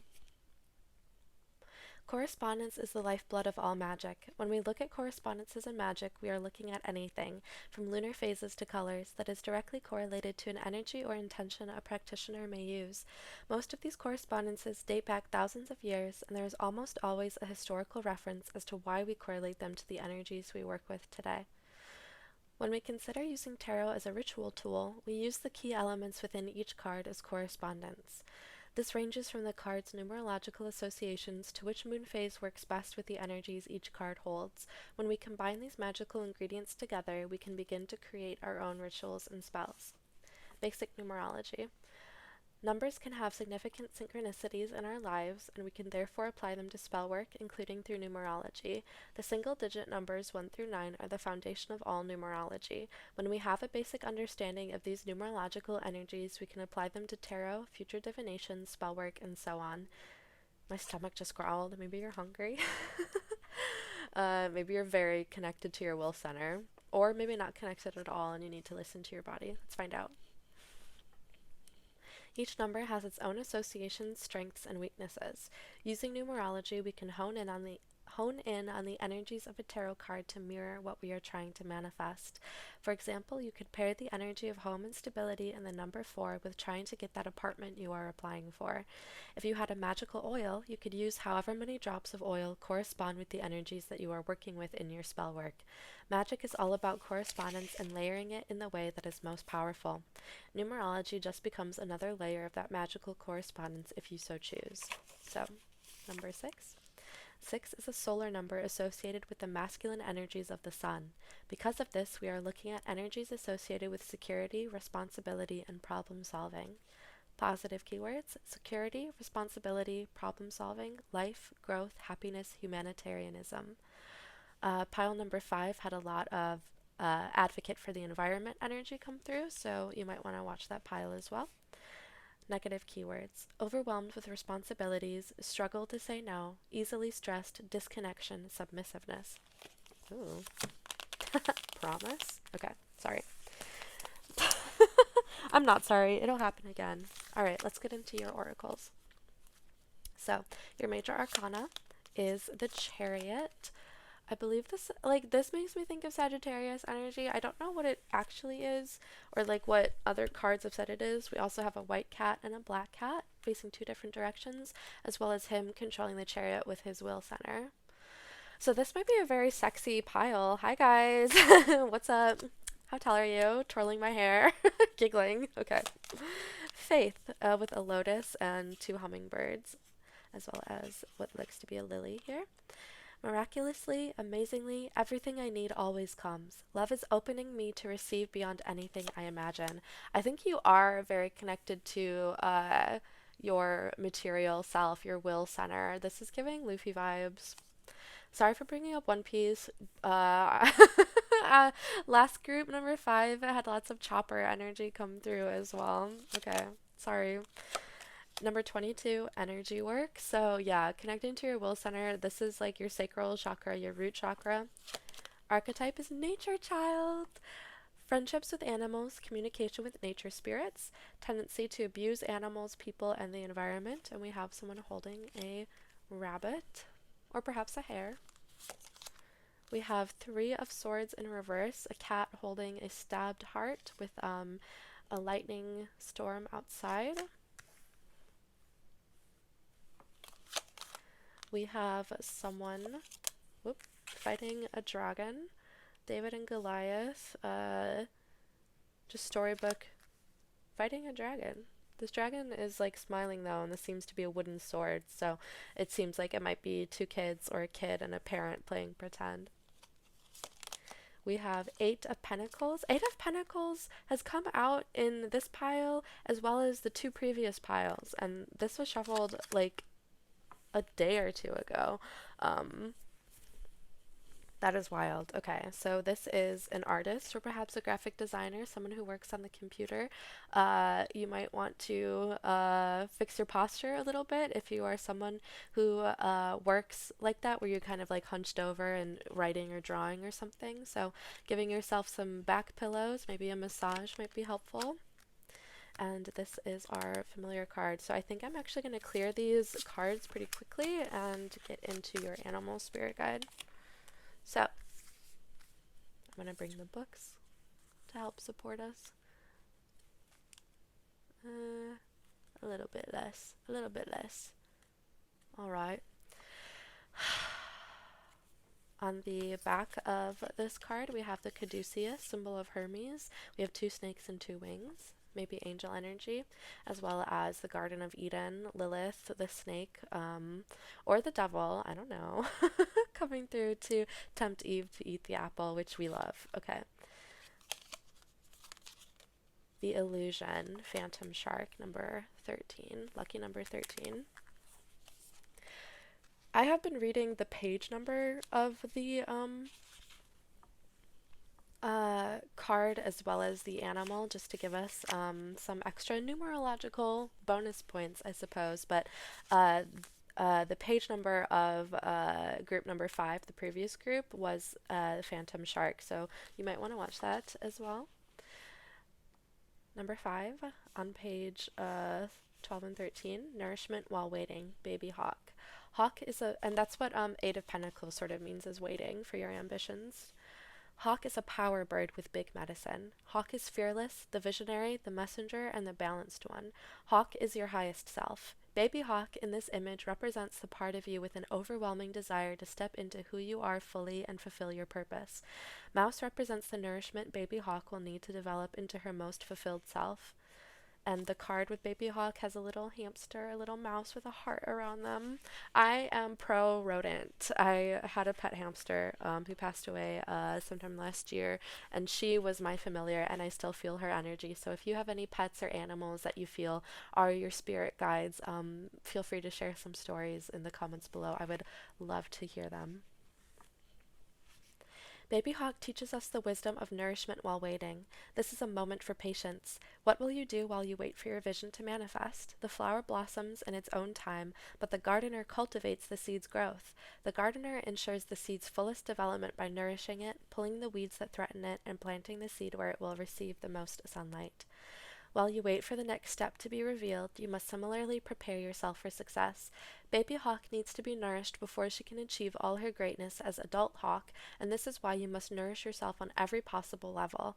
Ask yourself what skills your future self holds that you currently do not, then start researching and practicing them. Once you grow and develop these skills, you step into your highest self. Wise old hawk looks back on her past self and shares the medicine to not just wait in patience, but to learn while you wait. Stay persistent on your path toward growth and develop and strengthen yourself, for it is the consistent nourishment to become your greatest self that magnetizes you toward dreams unimaginable to you now. You might be manifesting something specific that spirit and the universe are like, nah, nah, nah. Like, yeah, you can have that, but nah, nah, nah, we have something even cooler waiting for you. So gratitude is essential, I suppose. And this, oh my god, my stomach just growled. After this deck, I have to take a break and eat. But I guess that's all I wanted to say. My stomach spoke for me. Number 13, Phantom Shark. The Illusion, Phantom Shark. In this card, we see a harpoon searching the sea for a dangerous shark that appears only in your mind's eye. Phantom Shark has a direct message for you today. Your current fear, worry, or insecurity is all an illusion. You tricked yourself into hunting for a thing that doesn't even exist. By putting so much attention and effort into combating or avoiding what you are afraid of, you are simultaneously engaging and fueling it. Most fears quite literally exist only in our minds. When you feel small, insecure, or controlled by fear, this is not your true self. This is your programmed self, ruled by the limbic system, ego, past traumas, and the false marketing that always shames us into not feeling good enough. This illusion will tell you that you are not worthy, make you feel scared, keep you with someone who treats you poorly, and make you feel the need to compete with and be better than others. The challenge lies in how powerfully real this illusion appears. It colors every aspect of your reality like a cloud of thick gray smoke. While you cannot always avoid being caught in the smoke, you can recognize when you are in it. This is the most important part of seeing clearly. You must first understand that you are in an illusion before you can escape it. And I also want to say it's totally okay to stand up and ask for help of hey, universe, hey therapist, hey best friends, hey support system. I feel anxious. I need help. Hey psychiatrist, can I have some meds? It shouldn't be this hard. It should be easier than this, even though you're super strong. Even though I'm super strong and I'm dealing with it, I wish it was easier. And sometimes you have to ask for help to grant that wish. Okay. I also just saw these cards that I left from Tea Leaf Oracles, Unicorn and Yoke. And I have so much to say, but I want to finish reading this first. This is the most important part of seeing clearly. You must first understand that you are in an illusion before you can escape it. The more you become cognitively aware of the smoke, the less power it has over you. Right now, Shark's medicine for you is to understand that whatever currently brings you fear is not actually the truth. You are safe and everything is going to work itself out. Do not make big decisions when the gray smoke is visiting. Soon you will see clearly. So acting out of fear or anxiety might be something you struggle with. And Yoke speaks of feeling tied down or frustrated, but with the animal apothecary, oxen, control, Sagittarius, tied down, farm work, okay, milk, milk might be important, okay, there's so much energy. Golden wisdom through training, taming, sacrifice. Cows are seen as quite sacred in some cultures, as well as the symbol of Hera. And peacock. Unicorn.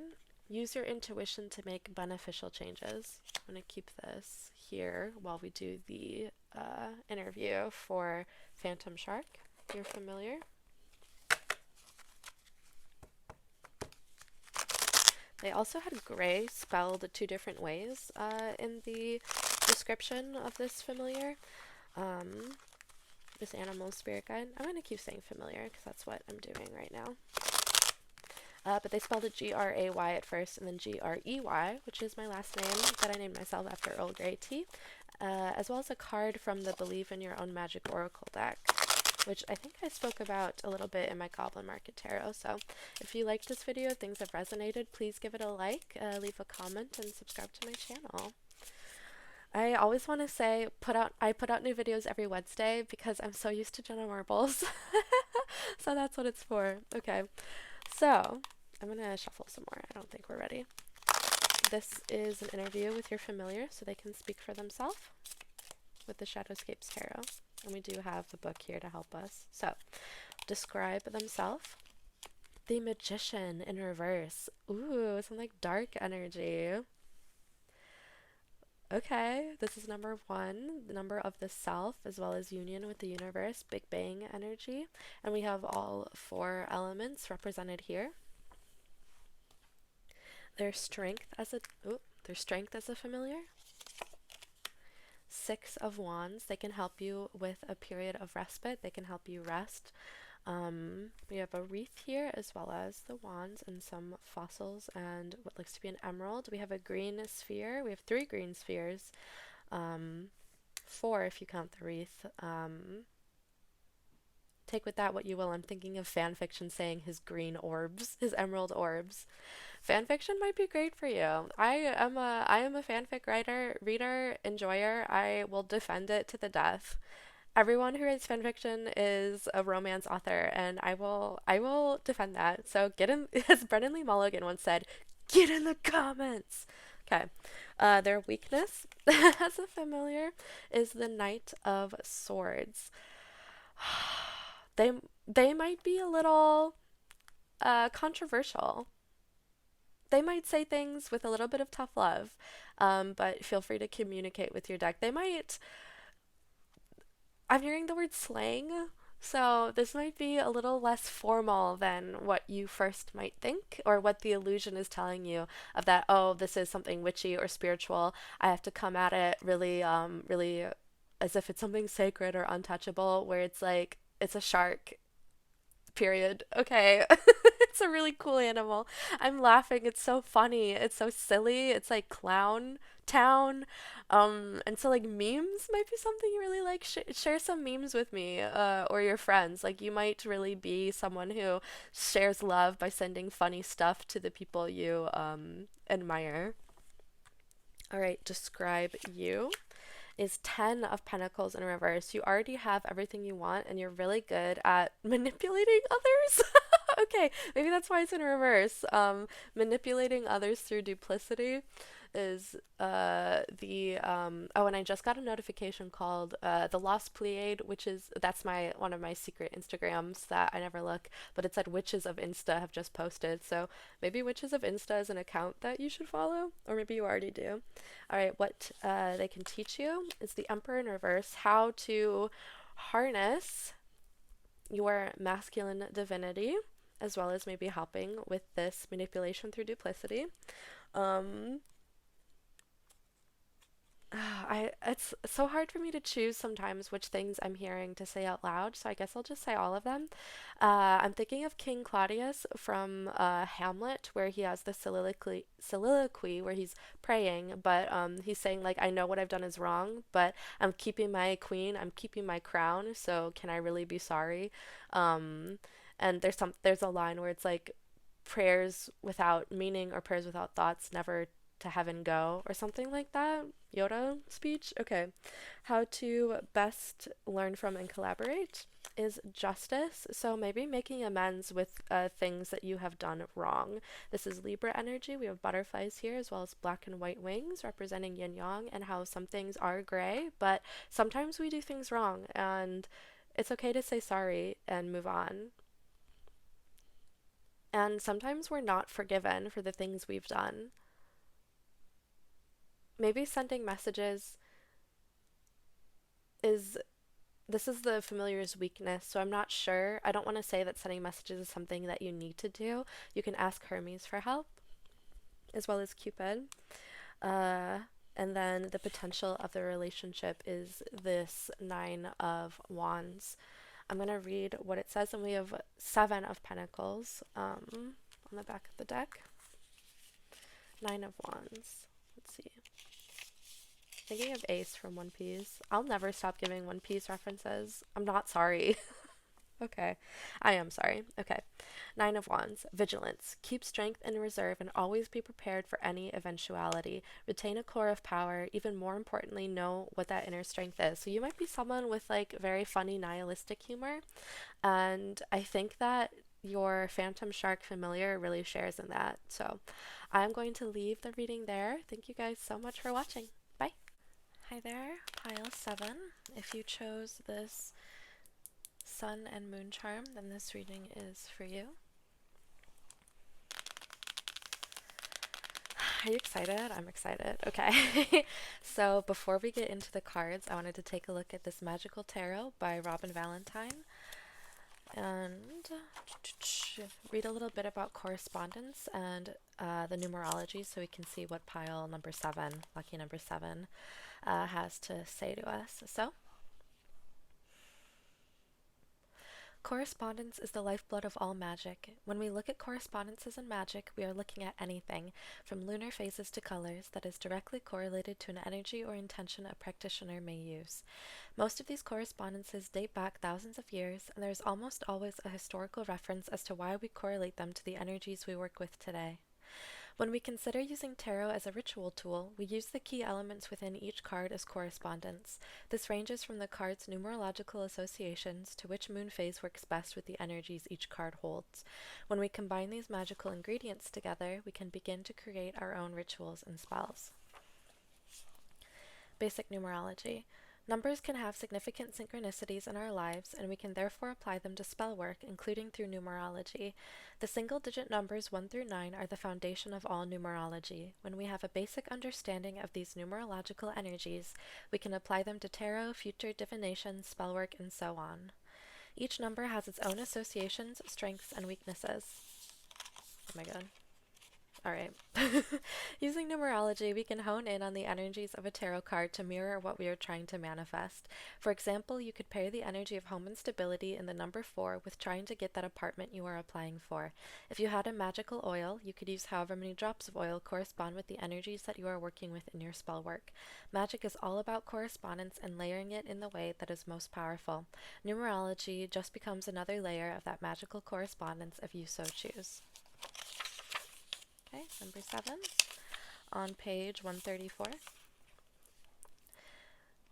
7 is the counterpart to 6, and it is associated with the moon and feminine energies. It is also considered a lucky number. Think lucky number 7 at a casino. Positive keywords: luck, intuition, wisdom, divination, goddess, seeker of knowledge, meditation. Negative keywords: secretiveness, malicious motives, inflexibility, unwillingness to learn, poorly divided attention. So this one's a little intense, so everyone say thank you to Magical Tarot. Okay.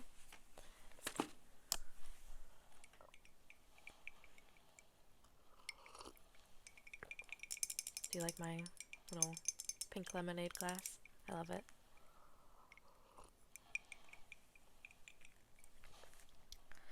Okay, without further ado, let's get into the cards. Your major arcana is the Lovers, number 6. We love that. Number 42, read. 4 plus 2 is 6 as well, so maybe you do want to check out pile 6 with the Lovers card, which is Gemini energy. We have some arrows here and some red flowers. What was I saying? These two remind me of Achilles and Patroclus. Have you guys played the game Hades? That might be a good game. Greek pantheon might be important. And I was going to say, checking out pile 6 and 7, since they're masculine and feminine, a pair, like the Lovers sort of deal. Although the Lovers obviously don't have to be masculine and feminine energies combined. Courage. Let me be open to courageously take the steps that are shown. And we have a white dove. And kind of looks like a snake over here. We have a pink bird as well. We have some deep blues. Archetype is mentor in reverse. We have passing on wisdom and refining a student's character. We have a wing and a sun. Lots of orange. The shadow attribute is inability to allow the student to move on to the role of master, imparting false instruction. This might be yourself, like you might be watching this tarot reading because you don't trust yourself to read the own cards or trust your own intuition. So you might be honestly holding yourself back and like clipping your own, not clipping your own wings, but like holding back your own wings. Okay, we have 7 of Cups in reverse. Octopus, and we have this temperature thermometer with a bleeding snake, Mercury. On the back of the animal oracle cards, we do have a caduceus, symbol of Hermes. So you could think of it like that. And we have Knight of Pentacles. So I feel like this Knight of Pentacles is your familiar or your spirit guides or any sort of helping hands in your life coming to be like, it's okay, I got you. This is a very brave group. This is a very, very brave group that whatever you're dealing with is probably excessively scary to you, like extremely scary, but maybe you've been doing your research or you've been thinking or imagining a sort of adventure for yourself, and love could be the adventure. You already have it. Oh, this is an elephant. Oh my God. I like was too focused on the details to see the full picture. 'Tis an elephant. Oh my god. Okay. Let me clear these and get right into the familiar because I think you guys are ready.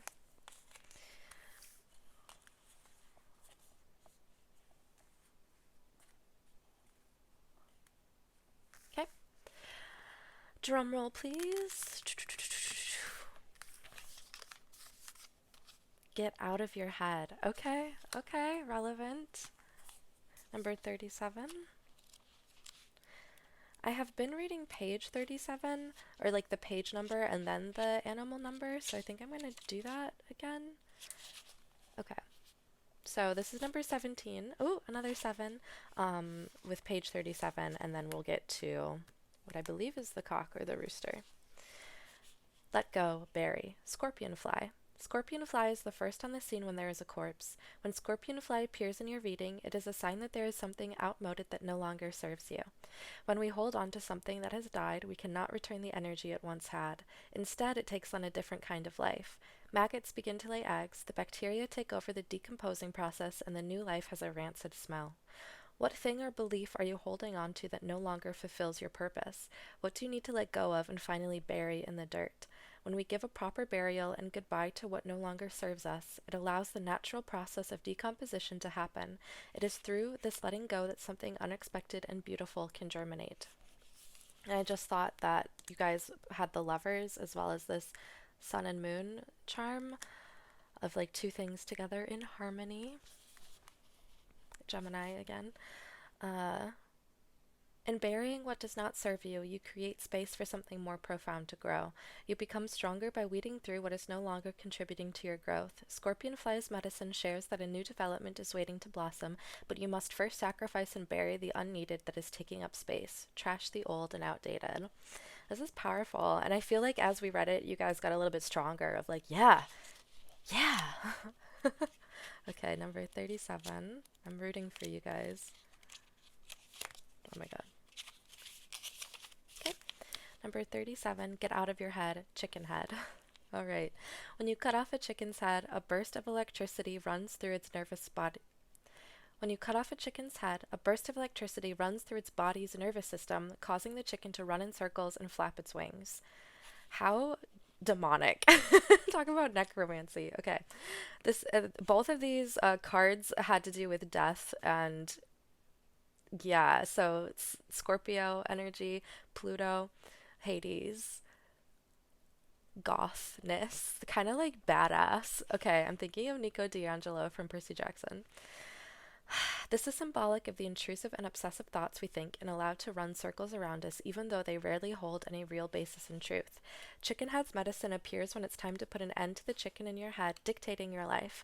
Witness the thought and understand you have power over it. Your power is to know it's just a thought, and if it minimizes you, it's not true, no matter how real it may feel. If it makes you feel less than and powerless, then there is no way it's true, because you are quite literally a scientific miracle connected to the infinite, ever-expanding universe. Fuck yeah. Chickenhead's medicine. Ugh. Chickenhead's medicine asks you to take a big sigh of relief because whatever is currently keeping you in your head will work itself out. You are safe and you will find the solution and the issue will resolve itself. Whatever you are currently dealing with is for your greater good, no matter how much the chicken tells you it's not. In fact, Chickenhead's medicine brings an exciting confirmation. If you are dealing with a current situation that feels disappointing and has you obsessively thinking about it, you are being asked to understand that this difficulty had to happen to lead you to what you truly want.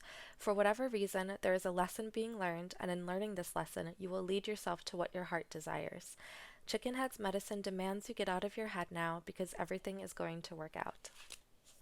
Okay, so I am going to move on to the interview with the familiar. I have been using the Shadowscapes Tarot, and this is the Shadowscapes book nearby to give us a little bit of extra research. So while I shuffle, I wanted to say thank you so much for watching this video. I almost said washing. It reminds me that I have towels in the washer and dryer. I have to go take care of my laundry.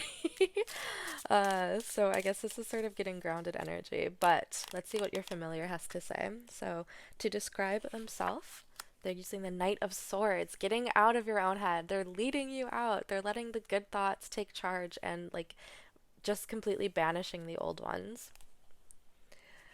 Their strength as a familiar is the Hierophant. They're going to help you subvert tropes. This is also Taurus energy, so very earthen.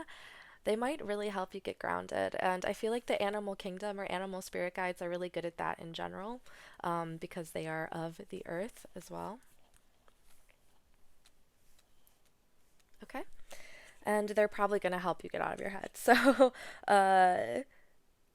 have you? Okay, this is for my theater kids. Have you seen that video of like it's a mock workshop of like the teacher is leading all the actors into pretending to be chickens, and it's like chicken egg, chicken wings, and they're all pretending to be chickens, and it's very, very funny. And there is such a thing as animal work and acting that I adore, but I do love making fun of it as well. So the weakness as a familiar is Ace of Cups. They are probably not here to help you with emotional connections, nor romantic relationships, so don't ask them to do. Also, this is blue and red, which are they opposites on the color wheel or something else? I don't know. Red and blue is kind of oppositic. New word coming at you. All right. Describe you is this Three of Pentacles, a little off balance, a little down in the dumps. Lovely color though, emerald, and I believe this is a chameleon. It is some sort of lizard with a curled tail. But the Three of Pentacles itself is not a negative card. This just makes me, it seems like you're quite tired. And I do love the color spread we have going on here. All right, what they can teach you is the High Priestess. Oh my God, I wasn't even looking at the card. There's a lot of looking at details before seeing the whole picture and seeing like how cool it is. So maybe like take a zoom out of whatever situation you're looking at. But we have the High Priestess here. She's got wings, she's got a pomegranate, she has an owl, and she has a tree, as well as some fossils down here, and like lovely golden fairy followers to help her, and she's quite sexy. I love her, and she's got light coming out of her. So the High Priestess, they can teach you how to get in touch with your mystic side. Excuse me. With the fact that you are your own inner oracle. I think at the beginning we had a lot of fear coming in, but a lot of courage working through that fear, which I want to commend you on. Courage is, as they say, feeling fear but doing it anyway, and I feel like you always do it anyway, and so I just want to say that you're a fucking rock star. Okay, how can you best learn from and collaborate with this familiar is Queen of Cups. So with right underneath the Knight of Swords, I want to say that feeling your feelings, being in your feelings. We also have sea turtles pictured here, and she's doing a balancing act. So honestly, physically balancing poses like in yoga or ballet might help with meditation or to help with like intellectual breakthroughs. And then the potential of this relationship is the Ace of Swords in reverse. So a very new way of seeing something, a new way of communicating with yourself first and foremost. And the back of the deck is the Star in reverse. Woo! That's you. You're a star.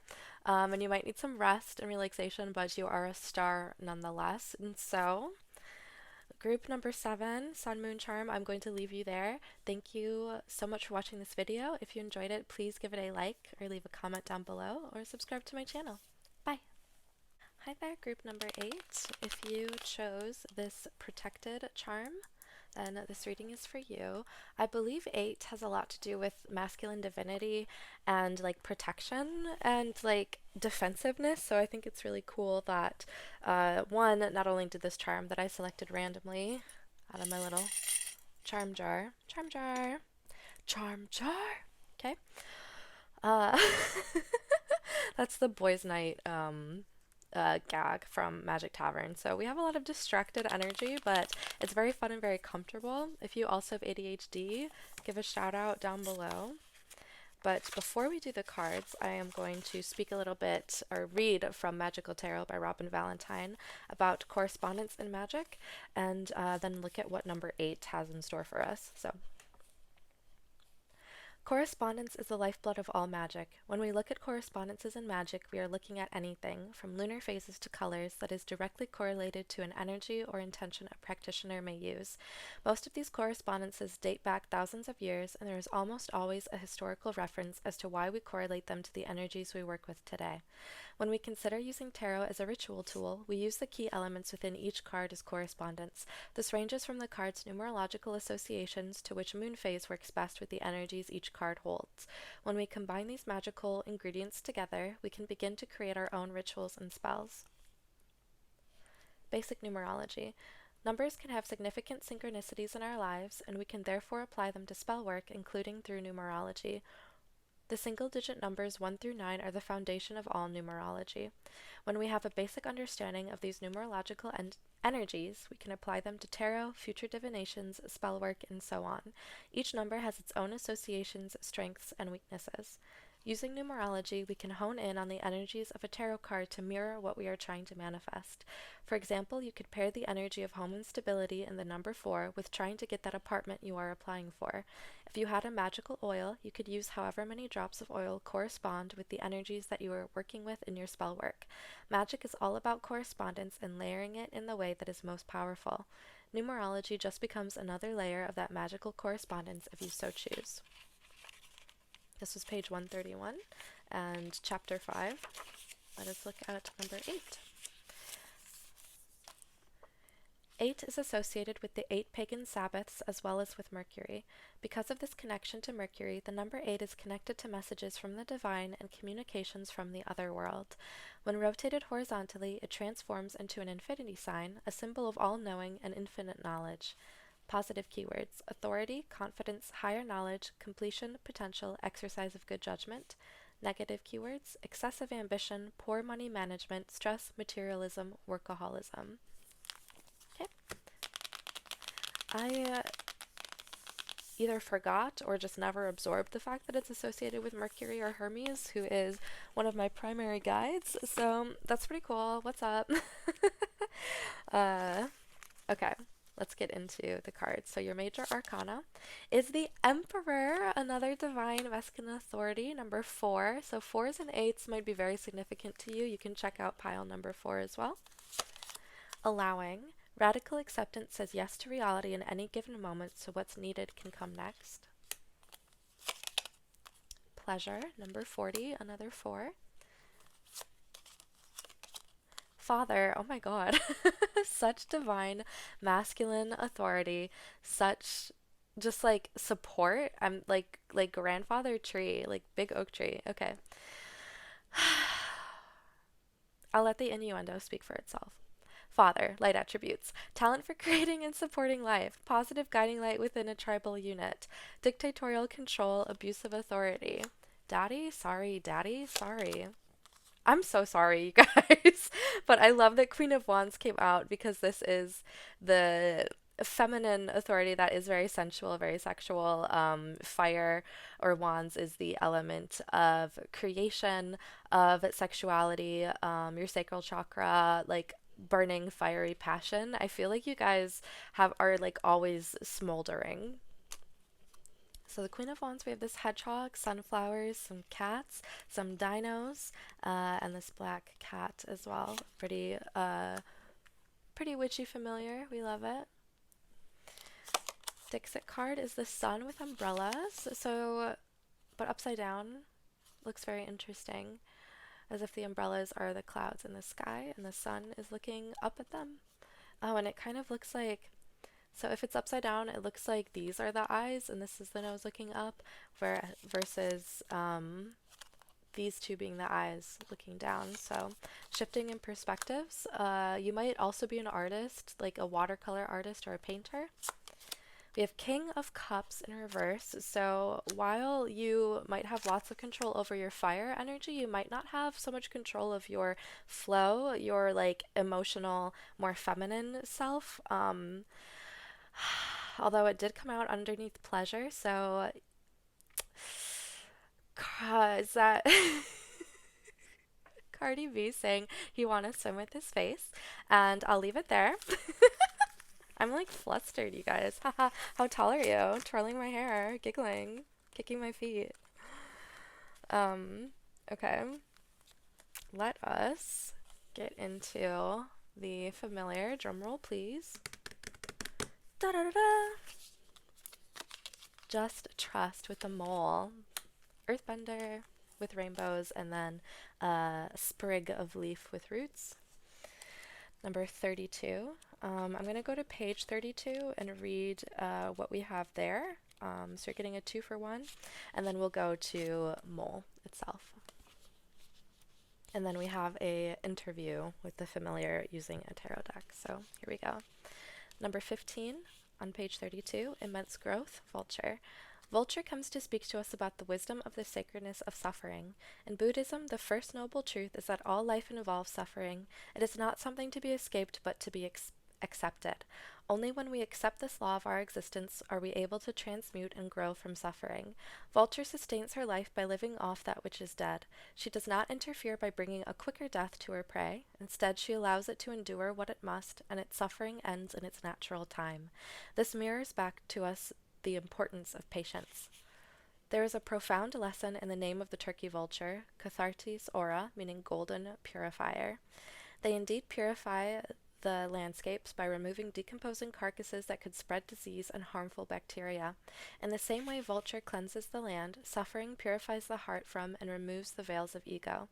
Suffering comes in 2 forms. Both are meant for growth. The first form is inflicted upon us and out of our control. The second form is self-inflicted, created from the attachments and illusions of our ego. Whatever form your own suffering takes, you must first accept it. When we resist the pain, when we resist aspects of ourselves we do not like, when we resist rejection, we perpetuate self-inflicted suffering. It is only when we accept it that pain begins to do what it was meant to do, transform us. This is the genius alchemical property behind acceptance. It transmutes. Vulture's medicine asks you to understand that pain, suffering, and trauma hold an energetic power. It is your choice whether to allow that power to attack you or to transmute its energy into your greatest asset. If you choose the latter, within you a hidden gift will be revealed far greater than all your pain.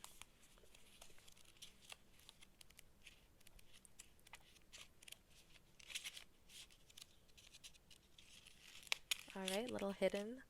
Excuse me, can I read? Thank you. Number 32, just trust, mole. Mole not only sees poorly, but also hears and smells poorly too. The one ability he can rely on to guide him where he wants to go is his sensitivity toward vibrations. This is why Mole comes to teach us the medicine of absolute trust, even in the darkness. When you receive this card, it is a tremendous confirmation that you will find what you seek. Not only will things work out, but they will also be better than what you can fathom with your current understanding of reality. Right now, it is of the utmost importance to have unwavering faith even if you do not see proof of any progress. Go forward. Do not aim for perfection because it will only block you from success. Do what you intend to do even if you may feel scared. Something that deeply resonates with your heart is awaiting you. The image of the sapling in the card represents your stage in the game. You have no idea if you will blossom into the great oak. Oh my god, I was just talking about oak trees earlier. Okay. Acorns. I, I'm so silly. I'm being very silly, and I apologize if that is not resonating with you. I am still beaming. I'm smiling greatly, so maybe if I have an inkling that perhaps you are enjoying it. This is also page 72 and 73. You have no idea if you will blossom into the great oak, the poetic rosebush, or perhaps the majestic redwood, but something profound is meant for you, and you must withstand the waiting game. You must see your wish without seeing it, and hear your desire without hearing it. You must be your fullest self without even knowing what that looks and feels like. What you want also wants you, but you must walk toward it with steadfast conviction. This card is a mighty confirmation. Feel a breath of relief and get excited. Mole's medicine is simple yet deep. His medicine is letting you know it is safe to trust. It's going to happen for you. Well, that is fantastic, and I can't wait to see what else. I had Moonstone on the deck. I'll put that right there. What else he has in store for us, I'm imagining, visualizing, which is a great tool for meditation as well as controlling anxiety. What the hell was I talking about? Oh, envisioning this familiar, envisioning a mole on my little desk here and sitting on my shoulder and snuffling at my cheeks and my hair, just being like, you're doing such a good job. Woo, yeah. So that's, you can imagine a mole on your shoulder, or maybe walking under your feet on the ground that you walk on, just sort of maybe tripping you up, but also it's just saying, hey. If you're clumsy or trip over your own feet or drop things, if it is like a harmless thing, you can take that as something from your spirit guides, just to be like, hey, we're here, or trying to make you laugh, being a little bit silly. I think you make you make the universe laugh, and that is so fantastic. And I thank you for your service.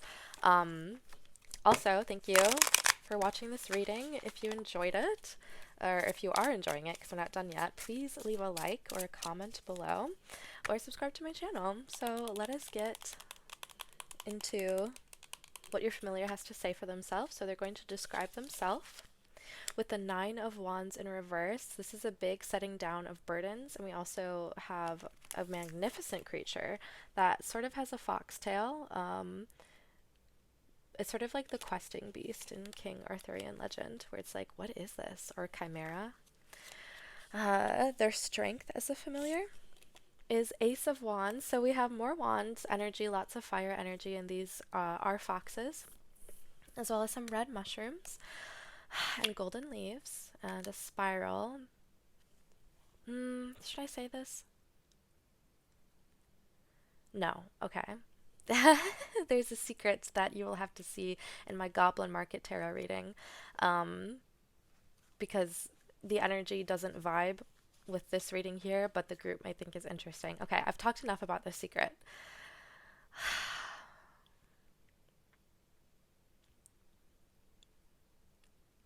I just keep smiling. Like, I don't even know what to say. I'm just smiling. I hope you're like nodding at your screen going like, yes, these images, these messages resonate with me.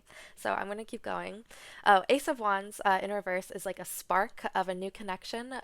Since it's inverted, it's often within oneself. So you might honestly be feeling like sexier than you have in a while. You might find just like a new spark of something that you're attracted to, or something that turns you on, where you're like, oh my God, yeah, let me save that for later. Nine of Wands might be similar. Let me look up Nine of Wands. We also have the moon on the back of the deck. Ace of Wands, the possibility of creativity, excitement, adventure, a challenge to step forward with courage and confidence. Nine of Wands. Well, let me say Wands is the element of fire, so the signs would be Aries, Leo, and Sagittarius. Nine of Wands. Vigilance. Keep strength in reserve and always be prepared for any eventuality. Retain a core of power. Even more importantly, know what that inner strength is. So I have also drawn a tarot card based on One Piece, the anime, featuring Ace as the Nine of Wands right before he confronts Blackbeard. And I have a picture of Luffy's Gum Gum fruit as well, because it represents the things you want to protect. So having it inverted, there's probably lots of things, lots of the specialness of your soul that you are willing to protect, like with your teeth, is what I heard. So I'm actually going to shuffle this again. Okay. The familiar's weakness is the moon in reverse. She was like, no, it's me. So they might not help you see through illusion or see through delusions. You might find yourself sort of drawn to the surface level of social media. If that starts happening, especially if you start like getting jealous or like comparing yourself to others, see beyond what the little rectangle of their phone screen is recording. Like, imagine the rest of their background, imagine all the stuff in front of them and the chaos of their lives and them making a peanut butter sandwich. Like, life is not. I'm hearing Fiona Apple saying, I resent you presenting your life like a fucking propaganda brochure from Relay. Evil is a relay sport when the one who's burned turns to pass the torch. So listen to Fiona Apple. It's on the album Fetch the Bolt Cutters. I would recommend setting aside an afternoon to just listen to the full album in its entirety. It's spiritual. I've done lots of spells with her songs as the sound in the background. Okay, so describe you. Eight of Swords. Okay, so was this pile number eight? It was. Interesting. So you might be feeling a little down in the dumps. You might be feeling kind of trapped like the swan. You could also feel like this hummingbird, like this symbol of hope.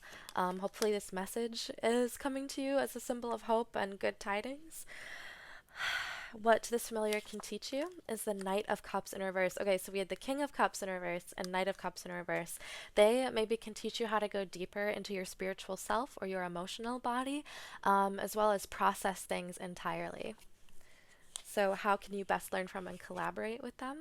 Is the Three of Pentacles in reverse. This came out in group number 7 as well, although the energy was completely different. So, I don't know if that reading will vibe with you, but I wanted to say that this exact card placement came out. And you watched me shuffle them. But the Three of Pentacles usually has to do, I'm hearing the word podcast shouted into my brain. So maybe you have a podcast, maybe it's a dual podcast. Like there's two hosts and then you have a guest on as number 3. Although having it in reverse might signify, oh, what do I want to say? My brain wants me to say something sexy. It could also be something imbalanced. It could be something where, no, what is it? Okay, creativity, project, 3, bound, trees, roots, sapling, shaft of light in a forest, shining on the sapling so it can grow. Okay, that's the imagery for that card. And then the potential of this relationship is 7 of Cups. So you will be able to see through delusion. Even though it said that's a weakness, sometimes we can use our weaknesses to our best abilities. So the potential is to let go of delusion and take hold of reality and move forward with your journey. So we have Ace of Cups on the back of the deck. So that is a new romantic or emotional interest, a new romanceable NPC entering your life. So, oh, is there anything else I want to say? I feel like there's so much. I want to, hold on. Let me take a drink.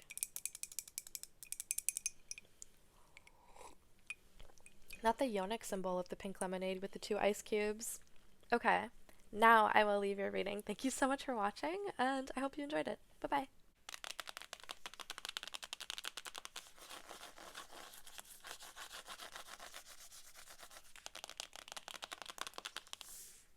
Hi there. Pile number 9. If you chose this angel wing charm, then this reading is for you. It's a very slim charm. It's kind of hard to pick up.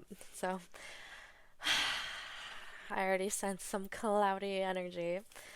Let us get into it. Before we do the cards, however, I am going to read this lots of clouds. Okay, I'm going to read from Magical Tarot by Robin Valentine about correspondences, so you can see the sorts of like imagery and messages we're looking at and pulling from when it comes to tarot cards and oracle cards, as well as see what magic number 9 specifically has in store for us. So this is chapter 5 on page 131. Correspondence is the lifeblood of all magic. When we look at correspondences in magic, we are looking at anything, from lunar phases to colors, that is directly correlated to an energy or intention a practitioner may use. Most of these correspondences date back thousands of years, and there is almost always a historical reference as to why we correlate them to the energies we work with today. When we consider using tarot as a ritual tool, we use the key elements within each card as correspondence. This ranges from the card's numerological associations to which moon phase works best with the energies each card holds. When we combine these magical ingredients together, we can begin to create our own rituals and spells. Basic numerology. Numbers can have significant synchronicities in our lives, and we can therefore apply them to spell work, including through numerology. The single-digit numbers 1 through 9 are the foundation of all numerology. When we have a basic understanding of these numerological energies, we can apply them to tarot, future divinations, spell work, and so on. Each number has its own associations, strengths, and weaknesses. Using numerology, we can hone in on the energies of a tarot card to mirror what we are trying to manifest. For example, you could pair the energy of home and stability in the number 4 with trying to get that apartment you are applying for. If you had a magical oil, you could use however many drops of oil correspond with the energies that you are working with in your spell work. Magic is all about correspondence and layering it, an unpronounceable word. If you have trouble with rhotic sounds with the sound R, as I often do. Okay, layering it in the way that is most powerful. Numerology just becomes another layer of that magical correspondence if you so choose. Numerology just becomes another layer of that magical correspondence if you so choose. Okay, wow. What a mouthful. All right, number 9. 9 is 3 squared. It is triple the power and luck of the number 3. 9 is associated with goddess energy and personal growth within. Positive keywords: triple goddess, full moon, growth, personal change, completion of a process, spirituality, wisdom. Negative keywords: restlessness, disconnection, difficulty concentrating. So I already feel a very feminine energy, a very goddess-like energy. So that might be yours, or it might be a spirit guide or your familiar already coming through. Very slow and very maybe sad, scared, or nervous, but like ready and willing to accept changes as they are. Okay, let's get into the cards for more specifics. So your major arcana is the Hierophant, Taurus energy, earthen. The other earth signs are Virgo and Capricorn, but this is the Taurus card. Number 5, the number of change. He is all about tradition and dogma and taking things slow. It's interesting that this card is a hooded figure. Freedom. I no longer want this fiery ring of resentment to block the good. Release me from its bonds. So that's you. I think, they look like rubber bands to me, but they might not be. We have a hummingbird featured as well as chains. Nourish your temple, lots of green leaves, and then a purple lotus on top of her dark hair. Our archetype is storyteller. Okay, so you might be in your own head and telling very cruel stories about yourself to yourself. If other people have been telling you nasty stories, fuck them. I'll beat them up for you. I'll go chihuahua. I'll go nyang nyang nyang. Okay. Sorry, that is a lot. That is probably not what you needed to hear.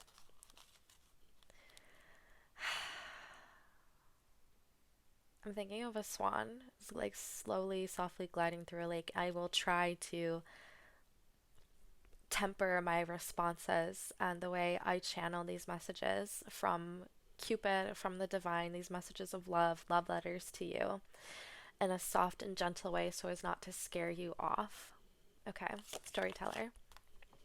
Light attribute.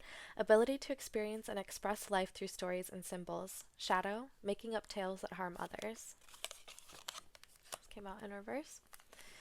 Okay, then we have Page of Cups with an otter, orca whales, and 2 rabbits in a boat with red and white striped teacup. Tea party. Tea might be important to you. It's very ritualistic and has a lot of history. We have, this grandma lifting up her apron to reveal that her dress is in fact a puppet theater with like a proscenium and curtains and everything. Damn. Okay. Puppeteering might be something that is important in the future. And then we have the World in reverse. So this is an ending, consuming, consummation, consumption.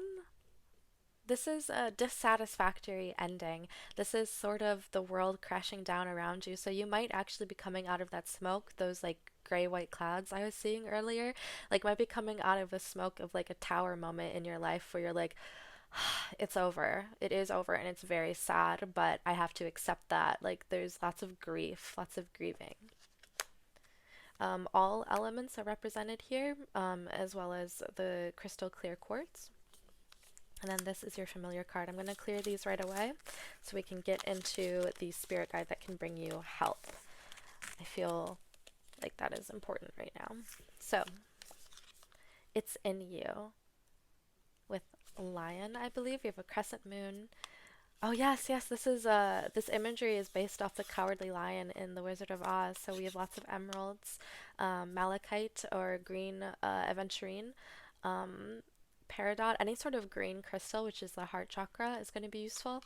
And we have a crescent moon, and I always like to think of crescent moons as a symbol of good luck because I do have a crescent moon tattoo behind my right ear. Okay. Let us read number 24. I have been reading the page numbers of 24, but I think I just want to skip to. I think I just want to skip to your 24. So, it's in you, not so cowardly lion. In the story of the Wizard of Oz, the Cowardly Lion traveled the yellow brick road to get to Emerald City to request what his heart most longed for, courage. Little did he know that during his entire frightening journey he already possessed that which he sought so desperately, for in his heart there roared a courage that was always his to claim. The Cowardly Lion needed the outer journey to understand that what he most desired was always within. Do not give up the journey. Oh, hold on. He most desired was always within. Sorry, I heard a siren and it distracted me. What you seek, you too have in you. Do not give up the journey. Persevere and endure the uncertainty. Remember that having courage does not mean you are fearless. It means you do the thing despite being scared. Cowardly Lion, who now has transformed into Confident Lion, shares his medicine with these questions. What if everything you've been searching for is not only right in front of you, but it is in you? What if everything you've been chasing outside of yourself was the part of you that you couldn't see within? What if you were looking in others to find the you that was screaming to be self-actualized? What if every beautiful quality you deeply want you already possess? What if the sweep you off your feet love is your own love within reflected back to you? What if the gift you have been waiting to actualize was crying out, I'm right here, please, please, please see me? What if this whole entire time it was you that you were searching for? What if you chose you and stopped waiting for others to choose you? What if you stopped running toward external validation to prove your worth and instead went within and became yourself? That one resonated with me specifically, so I'm with you guys. Pile Angel Wing. Are you ready? Let's see what the familiar has to speak for itself. And while I'm shuffling, I wanted to say thank you so much for watching this reading. And if you enjoyed it so far, please leave a like or a comment or subscribe to my channel. I always want to say I put out new videos every Wednesday, but that is from Jenna Marbles, and I in no way have a schedule thus far. But I was thinking of her little marbles chihuahua when I did my little chihuahua bark. And so, well wishes to Jenna Marbles and her beautiful family. Okay. The first card is for the familiar to describe themselves. Death with the phoenix. Okay, very, very powerful energy. So death of the self, death of the ego. This might be a literal death. We did come in with a period of grief as well as grace at the beginning of this reading with that little gray cat that I was seeing. And your familiar is I heard the phrase exhausted, the word exhausted, so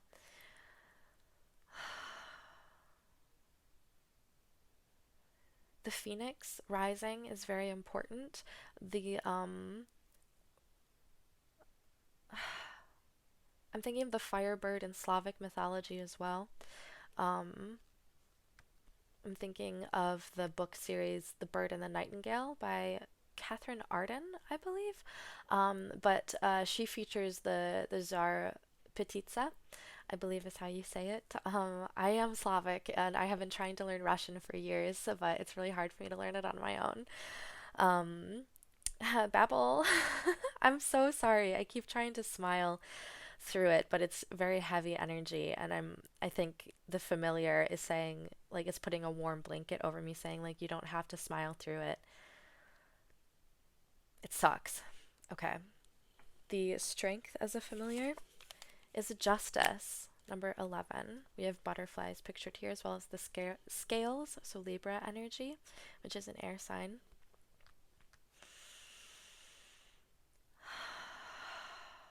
Jade is the crystal associated with justice as well, another green crystal. Having justice in the upright position is a symbol of good luck and that the universe is on your side. And then we also do have a crescent moon in the background as well. Their weakness as a familiar is the Eight of Pentacles. So they're not good at lies. I think that's part of the drop your mask. You don't have to smile or tell jokes or be funny through it. You can just like sit with the uncomfortable emotions, sit with the sadness, sorrow, and fear, and say, I see you, I'm here. Describe you is Temperance. So another balancing card. We have this angel mixing together fire and water to create the yin yang symbol. We also have a dragon helping them out. And then the fire and water is a dragon and a phoenix mixing together. So really powerful mythological images that are special. What they can teach you is a Four of Swords. They can teach you how to rest and like help put your mind at ease. How can you best learn from and collaborate with them is Nine of Wands. So picturing what you want to protect or picturing what you want to picture, they might be able to help you with your scattered thoughts and sort of comb through them like it's hair. Rapunzel. And then what the potential of this relationship is the Ace of Wands. So a new spark of creativity, of love, of life, of passion, of sexuality, sensuality. This is your root and sacral chakras, I believe, with the colors red and orange here. We have 3 foxes holding this wand. We have red mushrooms and golden leaves. This came out in the previous pile as well. I've been shuffling them, like you see me shuffle them, but a lot of cards have been repeating, like Eight of Pentacles have been repeating a lot, Four of Swords and Nine of Wands I've seen a couple times. So if there were other piles that you were drawn to, go ahead and take a look. On the back of the deck we have the Nine of Swords, which is, it is a card of grief, it's a card of like existential dread.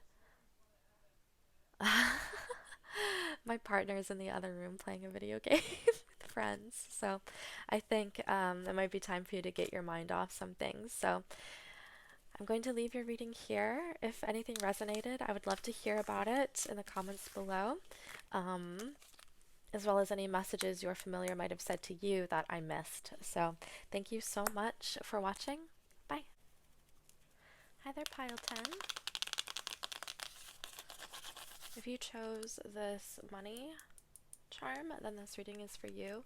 I will say I was listening to a Kino Tarot reading where she was saying how your life is going to be full of wealth and abundance in all meanings of the word. So I think it's nice that you guys chose that charm. I also have a secret.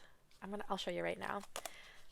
So for your major arcana, I use the Star Spinner Tarot deck, which includes 4 Lovers cards, and I decided to just include these. One of the other decks got a lover, and then I included the rest of them in this pile. So you guys have 3 sixes, 666. Hell yeah! That was like the berry sign that Nami does in One Piece. I'll leave that open. But before we get into the rest of them, I wanted to read about correspondences in Magic and Tarot, as well as numerology, so we can see what the 1 and 0 of 10 mean. 1s and 0s for me always reflects the binary code of the simulation we're all living in, but that is that's my own thing. So comment down below if you resonate. Okay. This is a very delighted energy, so I'm happy to be here. So this is chapter 5 on page 131. Correspondence is the lifeblood of all magic. When we look at correspondences in magic, we are looking at anything, from lunar phases to colors, that is directly correlated to an energy or intention a practitioner may use. Most of these correspondences date back thousands of years, and there is almost always a historical reference as to why we correlate them to the energies we work with today. When we consider using tarot as a ritual tool, we use the key elements within each card as correspondence. This ranges from the card's numerological associations to which moon phase works best with the energies each card holds. When we combine these magical ingredients together, we can begin to create our own rituals and spells. Basic numerology. Numbers can have significant synchronicities in our lives, and we can therefore apply them to spell work, including through numerology. The single-digit numbers 1 through 9 are the foundation of all numerology. When we have a basic understanding of these numerological energies, we can apply them to tarot, future divinations, spell work, and so on. Each number has its own associations, strengths, and weaknesses. Using numerology, we can hone in on the energies of a tarot card to mirror what we are trying to manifest. For example, you could pair the energy of home and stability in the number 4 with trying to get that apartment you are applying for. If you had a magical oil, you could use however many drops of oil correspond with the energies that you are working with in your spell work. Magic is all about correspondence and layering it in the way that is most powerful. Numerology just becomes another layer of that magical correspondence if you so choose. So I will say that the Fool is numbered as 0 in tarot, so new beginnings as well as 1. We could also say 10 is coming full circle, like the world in tarot. Let's see. 1 is associated with the ultimate power and with being one with the universe. All of nature's primal forces begin with the building blocks of the number 1. It is also the number for the self and the confidence that comes with that. Positive keywords: unity, action motivator, leadership, building block foundations. Negative keywords: ego, domination, hastiness, stubbornness. So let's get into it. So we already have 3 versions of the Lover with different genders represented. I like this blue one. We have Flow with dolphins. Allow me, divine, to move with the flow and respond with calmness and peace. We have Drink tea, so connecting to water energy and making sure you're hydrated enough is quite important here. We have a Lunatic. This is a card I added, based off the archetype present in Shakespeare's sonnets. If you study them, all of them incorporate the lover, the lunatic, and the poet. So if you like Shakespearean sonnets, let me know. If you're a sonnet nerd, just like I am, I kind of wanna go grab the sonnet book I have. Hold on, BRB.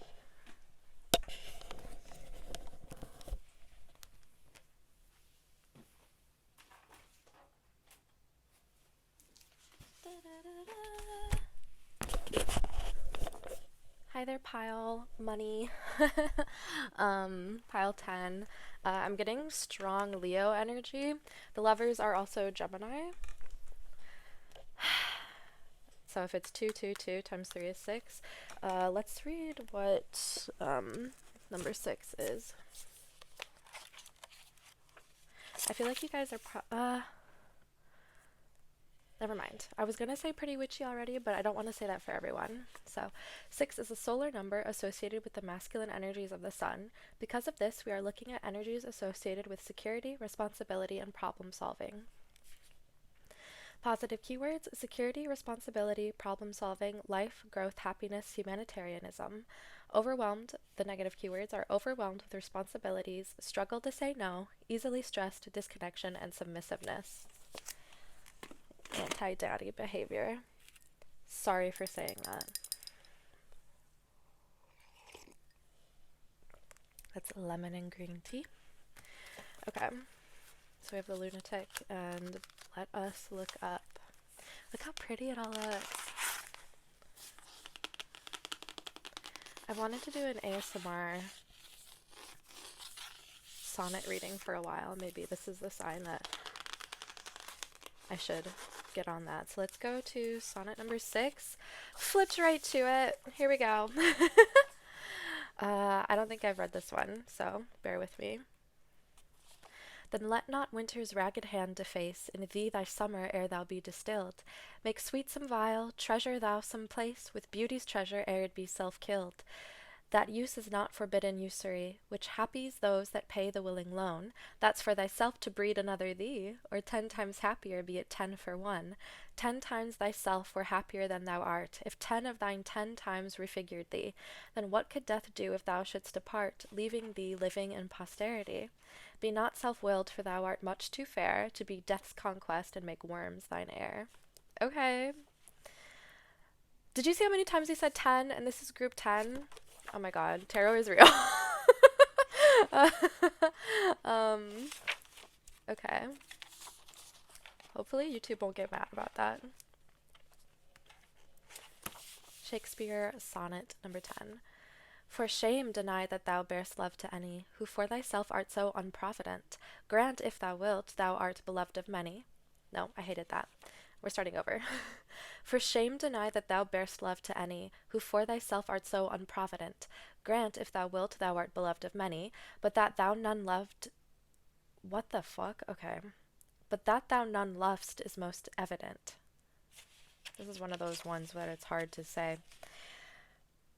For shame deny that thou bear'st love to any, who for thyself art so unprovident. Grant, if thou wilt, thou art beloved of many, but that thou none lovest is most evident. For thou art so possessed with murderous hate, that 'gainst thyself thou stickest not to conspire, seeking that beauteous roof to ruinate, which to despair should be thy chief desire.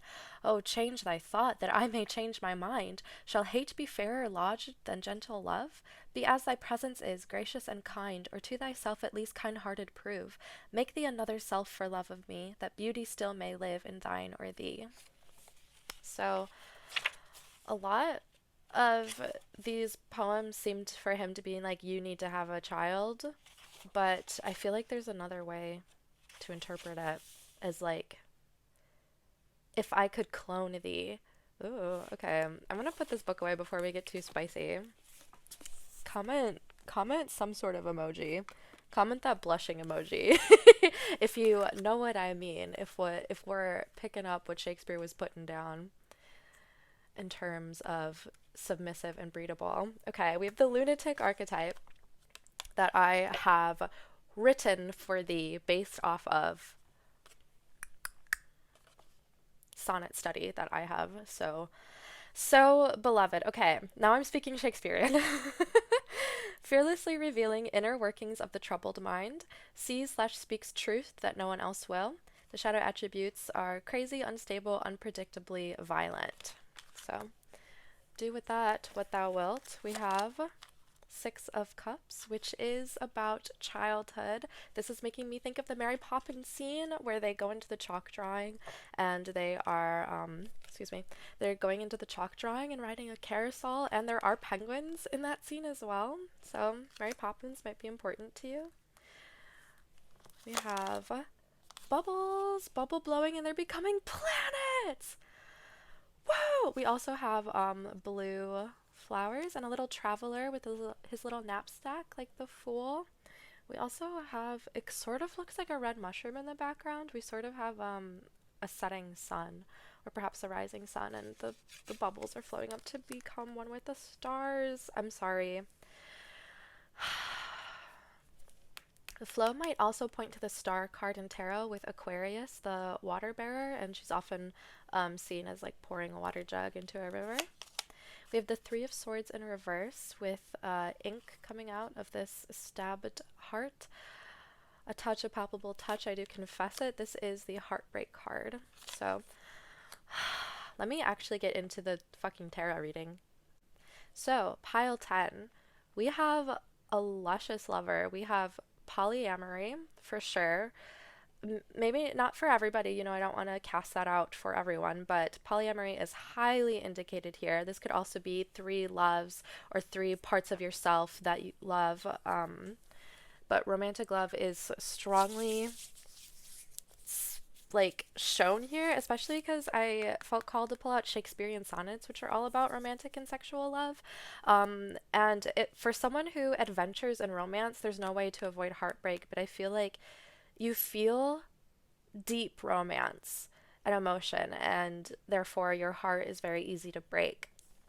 Having it in reverse, though, suggests a release of such pain. And the lovers they're all upright.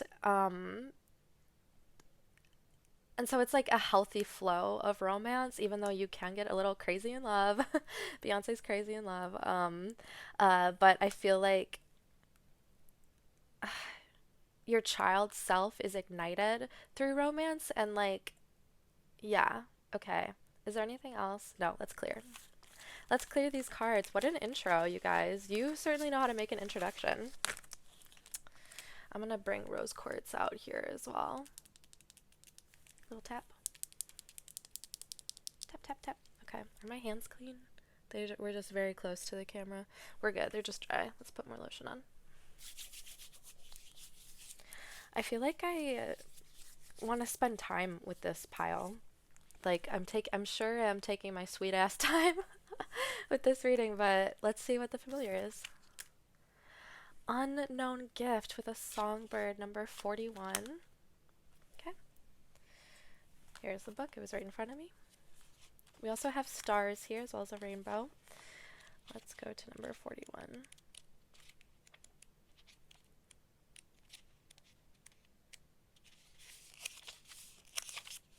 Unknown gift. Nightingale of Paradise. I love nightingales. Okay, Six of Cups story time. Childhood best friend. Imaginary friend. Okay. But when I was little, I had this attic playroom and I had this Playmobil castle and a princess in it with this blue dress with white sleeves. And she had this like red coral beaded necklace that you could take on and off. It was a piece of plastic, and then she had a braid that you could take in and out of her hair, as well as like a little gold feather you could stick into the braid. And so she was like my favorite thing to play with, and her name was Princess Nightingale. And that is what I wanted to share. So if you had a favorite childhood pal, a favorite childhood toy to play with, I would love if you could comment below. Because I go crazy for that shit. Okay, number 41, Unknown Gift, Nightingale of Paradise. The Nightingale card comes when you have a profound gift that you are not currently aware of. A great endurance of difficulties leads you to unveiling the diamond within. This card is a gem to receive. Feel honored. There is no other card that foretells such a bounty. This gift is beyond your wildest dreams, and you possess it. Your gift is something that every cell in your body yearns to self-actualize. It is one of your most exciting and fulfilling purposes. This card is not about fixing anything or giving you the perfect solution or guidance to a current obstacle. You receive the honor of this card when grace allows you a small knowing that there is an as yet undiscovered talent within. It may take months or years to reveal this gift, but it is there, and it will come to you as clear as the noonday sun, something your truest self has always longed to actualize. Nightingale's medicine has a special message for you. You are being asked to endure time and uncertainty, for you are still in the night season, little one. For you are still in the night season, little one. Soon you will understand, and you will be able to share your gift with the world, but you must wait, as there is a reason that your gift's greatness needs time to actualize in the material realm. Beyond this, it is too mysterious to explain.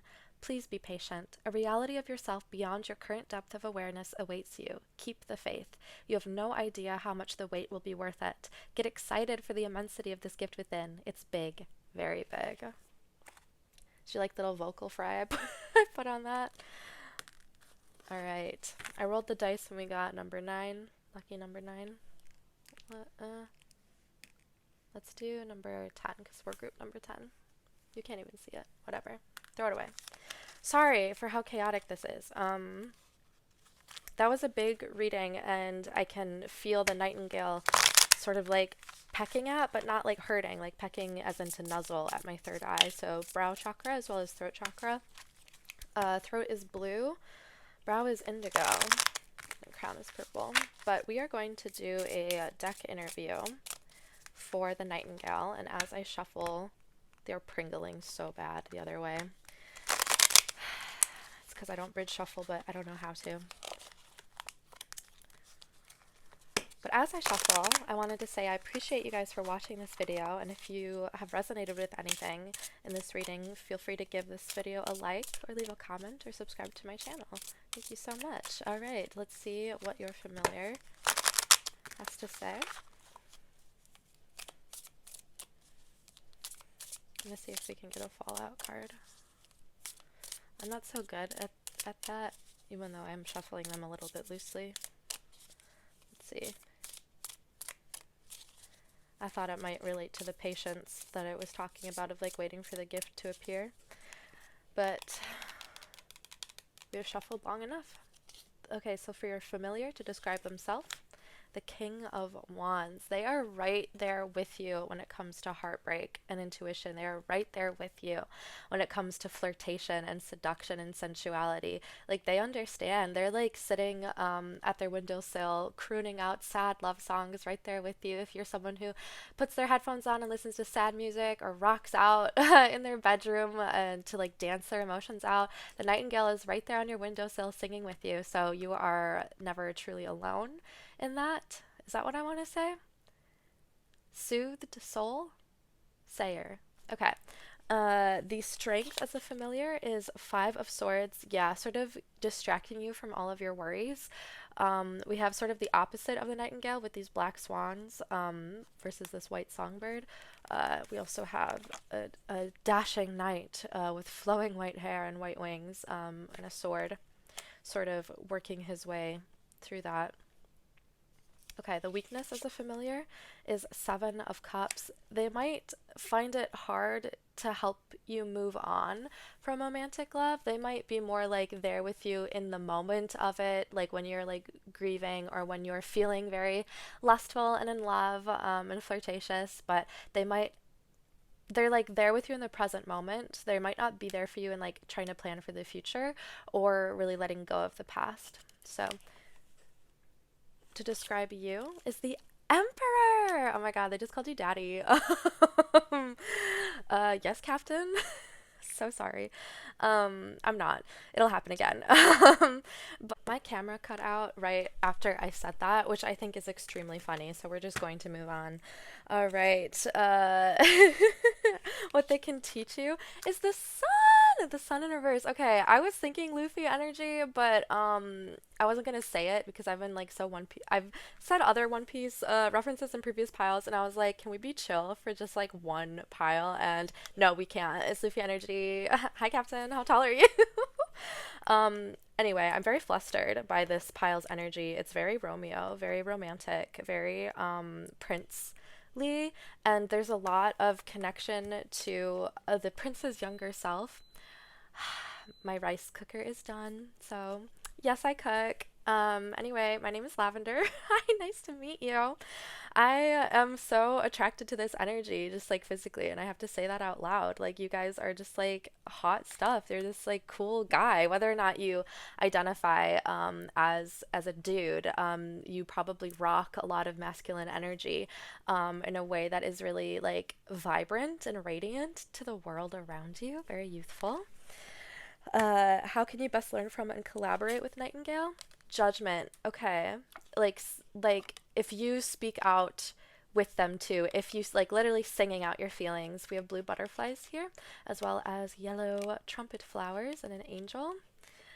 And we have some souls being lifted up with the butterflies, and butterflies are often a sign of souls. As well as new beginnings, I believe. So best learn from is to also listen to your intuition, your instincts, and like trust your judgment. And the potential of this relationship is the star. Oh my god, hi. Not to be like unprofessional, but like I don't know if you know this, but the star is sort of like my tarot card that comes out in association with myself. But anyway, what this means, we also have 9 of Pentacles on the back of the deck. I'll put that there.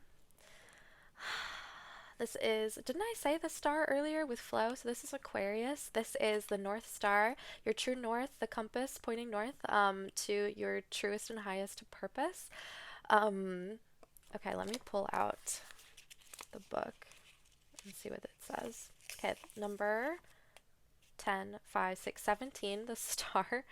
Regaining hope, faith in the future, inspiration, finding the still, silent place within your being of serenity, tranquility amid trouble, harmony, offering without reservations, sharing, and being generous. So that is your reading, you guys. I hope you enjoyed it as much as I did. And yeah, leave that blushing emoji down below to let me know if you picked this pile. Okay, bye!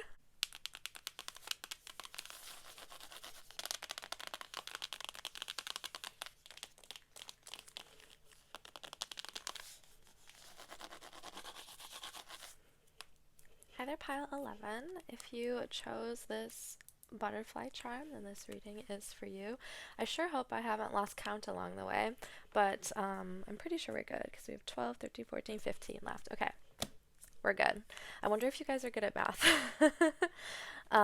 So I'm going to flip over this Major Arcana card. The Tower, okay. Number 16, let us get into correspondences as well as numerology for a second here, so you can sort of see what we're looking for in tarot and oracle cards, and then also what number 11 can do for us.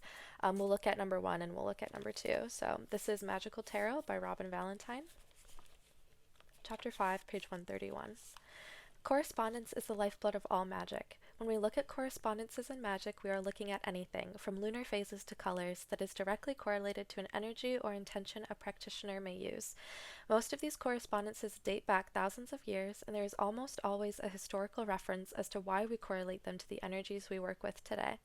When we consider using tarot as a ritual tool, we use the key elements within each card as correspondence. This ranges from the card's numerological associations to which moon phase works best with the energies each card holds. When we combine these magical ingredients together, we can begin to create our own rituals and spells. Basic numerology. Numbers can have significant synchronicities in our lives, and we can therefore apply them to spell work, including through numerology. The single-digit numbers 1 through 9 are the foundation of all numerology. When we have a basic understanding of these numerological energies, we can apply them to tarot, future divinations, spell work, and so on. Each number has its own associations, strengths, and weaknesses. Using numerology, we can hone in on the energies of a tarot card to mirror what we are trying to manifest. For example, you could pair the energy of home and stability in the number 4 with trying to get that apartment you are applying for. If you had a magical oil, you could use however many drops of oil correspond with the energies that you are working with in your spell work. Magic is all about correspondence and layering it in the way that is most powerful. Numerology just becomes another layer of that magical correspondence if you so choose. So, we're going to look at number 1 first. And then number 2, and then we're going to bring up Gemini as the twins, the lovers. 1 is associated with the ultimate power and with being one with the universe. All of nature's primal forces begin with the building blocks of the number 1. It is also the number for the self and the confidence that comes with that. Positive keywords: unity, action. This always trips me up. Unity, action motivator, leadership, building block, foundations. Negative keywords are ego, domination, hastiness, stubbornness. Ego is usually the devil card in tarot, and unity is sometimes the Hierophant, so that is Capricorn as well as Taurus. Both are signs. And number 2 is a very important number to pagans, as witchcraft is all about balance. 2 can bring the symmetry and balance we focus on. It is often connected with yin and yang, or with the polarity of our personalities. Positive keywords: unions, partnerships, flexibility, communication, reason, and balance. Negative keywords: nervousness, coyness, depression, overthinking. So, we have some duality, quite a bit of duality here. Hearing the word paradoxical. And I still think that math might be really important to you, so maybe doing Sudoku or some like math-based puzzles might be fun for you if you're not already like in the field of doing math or coding, or like in school for that. So the major arcana we have is the Tower. This is a period of drastic chaotic change far outside of your control. We have liberation. The Tower often has to happen in order for us to rebuild on stabler foundations and build something even better than we thought possible. Liberation with the Dragonfly. The doubts and fears still come up. You don't believe anymore that they're you. What the fuck? The doubts and fears still come up, but you don't believe anymore that they're you. Okay, maybe a stickler for grammar as well, because I could have used a comma conjunction instead of a colon, but that's okay. I'm sorry, Liberation, for pointing out a grammatical error. The colon is beautiful. All right, clear your energy field. Number 10, another one. So she is burning some herbs. You can also steam cleanse. You can cleanse with sound, with crystals. I keep selenite nearby. Let's go ahead and do a little brow chakra crown cleanse.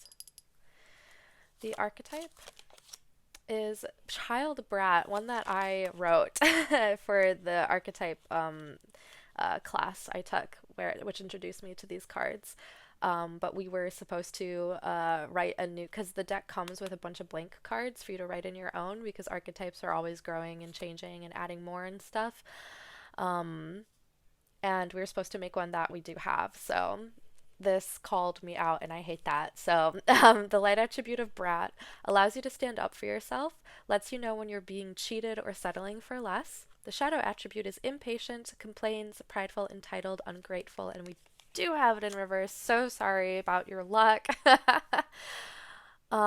Sometimes it's like that, and this might sound like a rubber band snapping back to hurt your wrist, but it's not meant that way when I say that sometimes shit happens for you, not to you.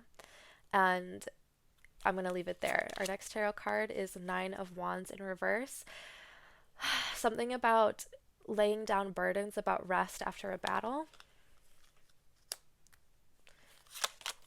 Dixit, we have some we have something that is reminiscent of the child brat archetype, but we do have a little kid in a wagon being pulled by this wind up toy, and we have sort of like nutcracker soldiers lined up, so with a red carpet rolled out. So do with that what thou wilt.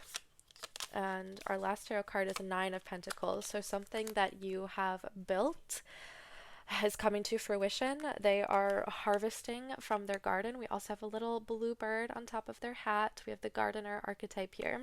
So a lot of frustration, a lot of impatience, a lot of like Veruca Salt. I want it and I want it now. Why isn't it here yet? And the universe is saying like, wait, child, breathe. Gemini energy is coming through. So I don't know a lot about Gemini. My moon is in Gemini. Um, it's racing thoughts, it's really highfalutin emotions. I am a little bit nervous to keep talking without more specifics, so let us move on to our familiar. All right, drum roll, please. Perception. Okay. Yes, I am happy that this card came out. This is number 21. That's my birthday. So, this pile is calling me out as well. Um, should I read I think I'm going to read page 21, and then we will read the ostrich as well, because I kind of liked what I saw. What do we think? Number 9, abundance, bowhead whale. Bowhead whale? What do we think? Is this message meant for us? Let's say odd, yes, even no. Number 15, odd, yes. Awesome. I also rolled a 15 when is my camera in focus? It's all right. I rolled 15 when I rolled a die in the pile selection intro. So, I don't know. To survive, bowhead whale. I've never heard of this creature. I have no idea if it's bowhead or bowhead. We're going to say bowhead whale must be in flow with the currents of the ocean, where its main source of food lives. When a team is migrating through the Arctic waters, the lead bowhead will often break through the ice to create a hole that the following whales will use to breathe. Bowhead whale. I'm also thinking of, back to the brat archetype, really sorry. I'm thinking of like a little cartoon kid with a giant bow on their head that is like throwing a tantrum. Like that little girl in All Dogs Go to Heaven. Does she wear a bow? I'm imagining a girl with a giant lollipop and a bow on her head just being the worst. Okay, I'm so sorry. Let's read this together. Okay. Bowhead whale comes to ask you to be in harmony with the flow. The flow is the path of least resistance. It is allowing that which is bigger than yourself to guide you. This card reveals that something greater is clearing the way for a time of relief. You are in alignment with the flow where abundance follows. This abundance is revealed to you as your true self. You are being asked to release your negative thinking and worry. Rest assured that whatever is currently bringing discord or angst will soon dissipate. Let go. Holding on to worry is resisting the state of flow. When we trust life and surrender, we work in flow. When we work in flow, we channel, which means to allow the universe to self-express through us. In these magical moments of inspiration, we allow the universe to actualize using us as the vehicle. This is bliss, as we transcend the superego and are one with the ultimate oneness. This is where we realize our true self. This is ultimate abundance. Bowhead Whale's medicine suggests prayer as a gateway to channeling. Ask the universe what you can do for it and not what it can do for you. What comes next is better than what you could wish for. Number 21, perception, ostrich, our familiar. Ostrich speaks to us about perception. The image of burying one's head in the ground conjures a feeling of the inability to face a wider perspective. To be fair, the ostrich burrows her head in the ground not to hide but to rotate her eggs. When this card comes to you in a reading, however, it is the symbolism of burying one's head in the ground that we are meditating upon. Studies have been conducted to show that a hill will spatially be perceived as steeper when a person is feeling sad. Our emotion literally shapes our perception. We do not see life objectively. Instead, the way we see our physical reality is influenced by our internal emotional experience. When a situation reminds your subconscious of an uncomfortable memory, your subconscious will start to shape what you see through the lens of that past experience. Ostrich asks you to look at your current situation and recognize what perception you may be projecting onto it. One way to begin to shift your perception is to own that your understanding is never fully accurate. Instead of drowning in uncomfortable feelings, step back and understand that your emotions do not dictate ultimate truth. Realize the control you have over your thoughts about a situation. This control is strengthened the more you become cognitively aware of your perception by questioning it. Start to notice the autopilot chatter in your mind. Listen to how it belittles you and other people around you. As the Buddhist meditation teacher and psychologist Tara Brach teaches, the primitive brain continuously hijacks our ability to be present in the moment. The thoughts are real, but rarely do they hold any validity. Tell yourself, don't believe the thoughts, over and over again. This not only snaps you out of the autopilot zombie mind, but also starts to reprogram your brain to put you in charge of your perception. Let me finish. Ostrich's medicine asks you to consistently practice this awareness, and you will transition from being a victim of your thoughts to becoming a master of your perception. So I was going to say that I was thinking of It's Just a Thought from Steven Universe, that song. And there was something else, but I've forgotten, so we're going to move on. So we are going to have an interview with your familiar so they can speak for themselves. I am feeling a very calm, calculated energy as the ostrich speaks. So let's see. The first card that we want, but hold on. Before we do, I want to say thank you for watching this reading. And hopefully, if something resonates, you can leave me a like, please, or a comment down below, or subscribe to my channel. Hopefully that something resonates. Wow. Resonates. Okay. Describe yourself for the familiar. We have 10 of Swords. So someone who does deal with lots of anxious, racing thoughts. I think your familiar is trying to sit with you and say, like, I get it. I'm right there with you. I'm seeing and hearing the letters OCD, so if that is something you struggle with, you don't have to do it alone or without support, and this is for everyone, no matter what kind of brain you got, no matter what kind of brain you got. Therapy and psychiatry, as well as meds, and having a support system to help is key, and can help you master your perception. So their strength as a familiar is 8 of Wands. I do not have 8 of Wands memorized, so I'm going to look it up. We do have dandelions here, kind of blowing away like the thoughts we no longer need, and we have foxes. Let me look it up. I've been very look it up with this reading, but I think that's okay. 8 of Wands. The 8 of Wands is the beginning of a long journey toward a goal. A great undertaking is at hand, and it speeds toward a reward with hope and momentum. However, the 10 of Wands, both the 9 and 10 of Wands, but the 10 of Wands specifically, speak of a great burden that wasn't worth the work it takes to carry it. And so if you're only going at things through fire or air without being grounded in reality, then the thing that you've achieved might not be exactly what you were hoping for. So the weakness of ostrich as a familiar is the 6 of Wands, so another Wands, yeah. They might not be able to help you with fire and ambition or even emotion. They might just be here to help you see things differently. So I think sitting still is of the utmost importance right now, as well as imagining the ostrich at rest. I know that ostriches run really, really fast. It's kind of like their whole thing. But this ostrich is like sitting down with its like legs tucked under it like a llama, sort of like a swan almost. Describe you. As the sun in reverse, this came out in the previous reading, although the energy feels different, but you are more than welcome to check out the pile that came before you with the money charm. I believe that was pile 10. The sun, even in reverse, is a positive card, and it represents our like inner child, especially our inner little boy, a very positive, youthful, masculine energy. I'm thinking of Luffy in his Gear 5. I won't give any more spoilers than that, but I'm thinking of Gear 5 Luffy and just jumping for joy. Although it's in reverse, so it's sitting while you appreciate the contentment that you're experiencing. And you might be imagining your inner child running around, whooping and hollering. There is a time and place for screaming and dancing, but now I believe is the time to sit still and breathe deeply. So meditations as well as breath ratios. Yoga with Adriene does really beautiful breath ratios where okay, am I still recording? Okay.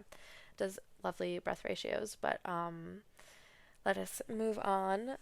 What can they teach you? King of Swords, how to sit in your authority, how to master these racing thoughts and instead communicate only the amount and the type of thought that you need. We have a skull underneath his foot, so he is a warrior, a conqueror, and we have this like Da Vinci's like perfect man. I'm thinking of the word atlas, but I don't know if that's right. We also have lots of squares, so geometry and the calculations of math might be very important for you. And we have an owl on top of his staff, and he, of course, has wings. And we've got two crows or ravens. I'm going to say they're crows flying out, and we had lots of blackbirds sort of bothering this person. So they can teach you how to harness your thoughts and sit on your throne of calculations and math and solid foundations.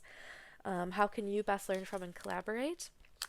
Is the Three of Cups. So releasing expectations, especially when it comes to the thing that you're trying to manifest. That might be kind of hard for some of you to hear, but the thing you're trying to manifest you might be like gripping it really tightly or like grasping at straws and being like, no, no, no, no.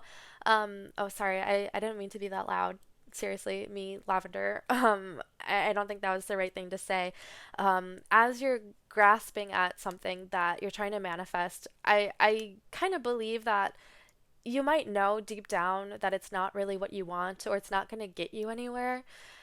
Even if you achieve something, I'll give an example that I hope is okay to say on YouTube, but I had an ambition to be recognized as a One Piece centric cosplayer on Pornhub as well as OnlyFans. I am in the top 15% of OnlyFans creators right now, but I don't feel joy. I don't feel enlightened. I don't feel like bountiful. And I deleted my Pornhub recently because of this sort of like disillusionment with the industry that I am currently working in and paying my bills with. But I got to the front page. If you search One Piece cosplay, I was there, one of my Pudding Chan cosplays, and I was just like, nobody knows about this, and this isn't Pornhub does not make me a lot of money. It did not because it's like 10 cents per 100 views or something horrible like that. And I also stream on Pornhub Live, which I only make 35% of what clients pay me, and that's before 12% tax. So I'm working for something that isn't like paying off, and I'm using this as an example to say that I had a dream shift really recently, and I'm putting out into the world that I want to voice and puppeteer Chopper in the One Piece live action. I have no idea if it's already been cast. I have no connection to the industry. I'm not represented, but I've been sending out letters and sending out messages to try and put myself out there. And whether or not it happens in that way, I feel excited and light and joyful, and when I do things towards this dream, as well as I have my a bigger dream, because that is something that is like pretty much fully outside of my control, but my bigger dream is to be a professional tarot reader and have that be my main source of income. And beyond that, beyond the material wealth, my spiritual ambition is to be a guide for people's familiars, is to be like a spiritual guide to help people connect with their familiars and animal spirits. Like that feels very close to my heart. And I don't think I've said that out loud yet. It's sort of it's a shift in dreams for sure. Um, I'm smiling, and but I'm also very scared. So hopefully you understand what I'm trying to say with this personal example. So, the next one is the potential of this relationship with ostrich is strength in reverse. You can master yourself, you can master your wilderness, as well as your domesticity. And that is Leo. And on the back of the deck, we have King of Cups. So we have two kings, as well as strength and the sun. So lots of fire energy here, as well as some subconscious inklings with the water. Take my hands, pile 11, pile butterfly, and we're going to breathe together and we're going to say it's okay. So inhale, exhale. It's going to be okay. I support you in your dreams. Feel free to share any of your dream shifts in the comments below. Comment some butterfly emojis for me. I got your six. All right. I'm going to leave your reading there. Bye.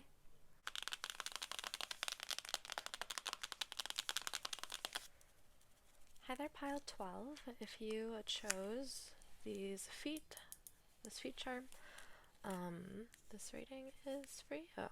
So, before we get started with the cards, although I will, I'll flip the Major Arcana over. The Hermit in reverse, which is number 9. I wanted to take a look at the numerology section of this book, Magical Tarot by Robin Valentine. And so we can take a look at what sort of things we're looking for when it comes to correspondences and magic, as well as what the number 12, 1 and 2, or 3 could mean. And then we'll look at number 9 as well. So lots of numbers in this one. Chapter 5 and page 131. Correspondence is the lifeblood of all magic. When we look at correspondences in magic, we are looking at anything, from lunar phases to colors, that is directly correlated to an energy or intention a practitioner may use. Most of these correspondences date back thousands of years, and there is almost always a historical reference as to why we correlate them to the energies we work with today. When we consider using tarot as a ritual tool, we use the key elements within each card as correspondence. This ranges from the card's numerological associations to which moon phase works best with the energies each card holds. When we combine these magical ingredients together, we can begin to create our own rituals and spells. Basic numerology. Numbers can have significant synchronicities in our lives, and we can therefore apply them to spell work, including through numerology. The single-digit numbers 1 through 9 are the foundation of all numerology. When we have a basic understanding of these numerological energies, we can apply them to tarot, future divinations, spell work, and so on. Each number has its own associations, strengths, and weaknesses. Using numerology, we can hone in on the energies of a tarot card to mirror what we are trying to manifest. For example, you could pair the energy of home and stability in the number 4 with trying to get that apartment you are applying for. If you had a magical oil, you could use however many drops of oil correspond with the energies that you are working with in your spell work. Magic is all about correspondence and layering it in the way that is most powerful. Numerology just becomes another layer of that magical correspondence if you so choose. So we're going to look at number 1 first. 1 is associated with the ultimate power and with being one with the universe. All of nature's primal forces begin with the building blocks of the number 1. It is also the number for the self and the confidence that comes with that. Positive keywords: unity, action motivator, leadership, building block foundations. Negative keywords: ego, domination, hastiness, stubbornness. Number 2. 2 is a very important number to pagans, as witchcraft is all about balance. 2 can bring the symmetry and balance we focus on. It is often connected with yin and yang, or with the polarity of our personalities. I'm thinking of Two of Pentacles, which is often represented by someone doing some sort of balancing act with the coins. Positive keywords: unions, partnerships, flexibility, communication, reason, and balance. Negative keywords: nervousness, coyness, depression, overthinking. And then we want to add them together for number 3. 3 is often viewed as a magical or lucky number. It is connected to the triple goddess or the maiden mother crone. Positive keywords: happiness, luck, completion, growth, childbearing, nurture, insight, intuition. Excuse me. Negative keywords: unfinished projects, moodiness, selfishness, lack of direction. Okay, interesting. So hopefully that held some resonance for you. But let us get into the cards. Okay, so our major arcana is the Hermit in reverse. Time to sort of come out of your shell and spread the wisdom that you have gotten by sort of living with yourself and your own thoughts. Expansiveness with some butterflies, lots of butterflies actually. Eternity is far more creative than the rigid, constrained, and exhausted ego. So we also have lots of like very fluffy flowers. And we have some elephants, and yes, these are elephants. I thought this was a swan, but I don't know, maybe it is a swan. All right. Take a walk, number 52. Fool. Fearlessly revealing emotion, helping people laugh at absurdity and hypocrisy, using humor to wound rather than liberate, denial of your emotional truth. The Star. Okay, okay. Number 17. We have these eggs, little egg houses with some blades of grass. 5 of Pentacles in reverse, a sort of time of great conflict, particularly when it comes to how you make money. This is the animal card. And 4 of Wands with the Sloth, which is the celebration card. This is like May Day. This is like the ribbons around the maypole. And we have lots of happy sloths with the trumpet, and they're all wearing hats and scarves. And we've got some blue sakura, blue and white petals. So I'm actually going to clear these relatively quickly because I feel like the images and words and stuff came across as they are, or they didn't mean anything to you. So let's just get into the animal. Breakthrough, number 29. Oh my god, fantastic. Let us read about it, and then afterward we will do an interview with you're familiar with the Shadowscapes Tarot. So this is number 29.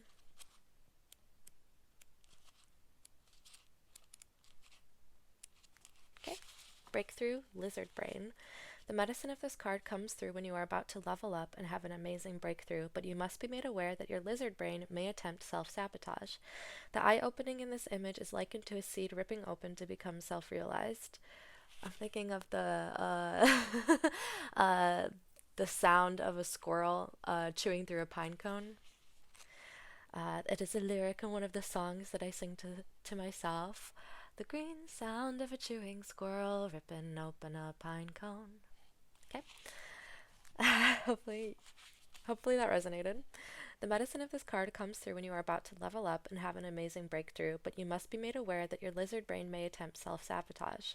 The eye opening in this image is likened to a seed ripping open to become self-realized. The reptile hat on the bottom of the card represents our unconscious reptilian brain, the limbic system. This part of our brain represents fear, flight, fight, addictions, and other emotional behaviors.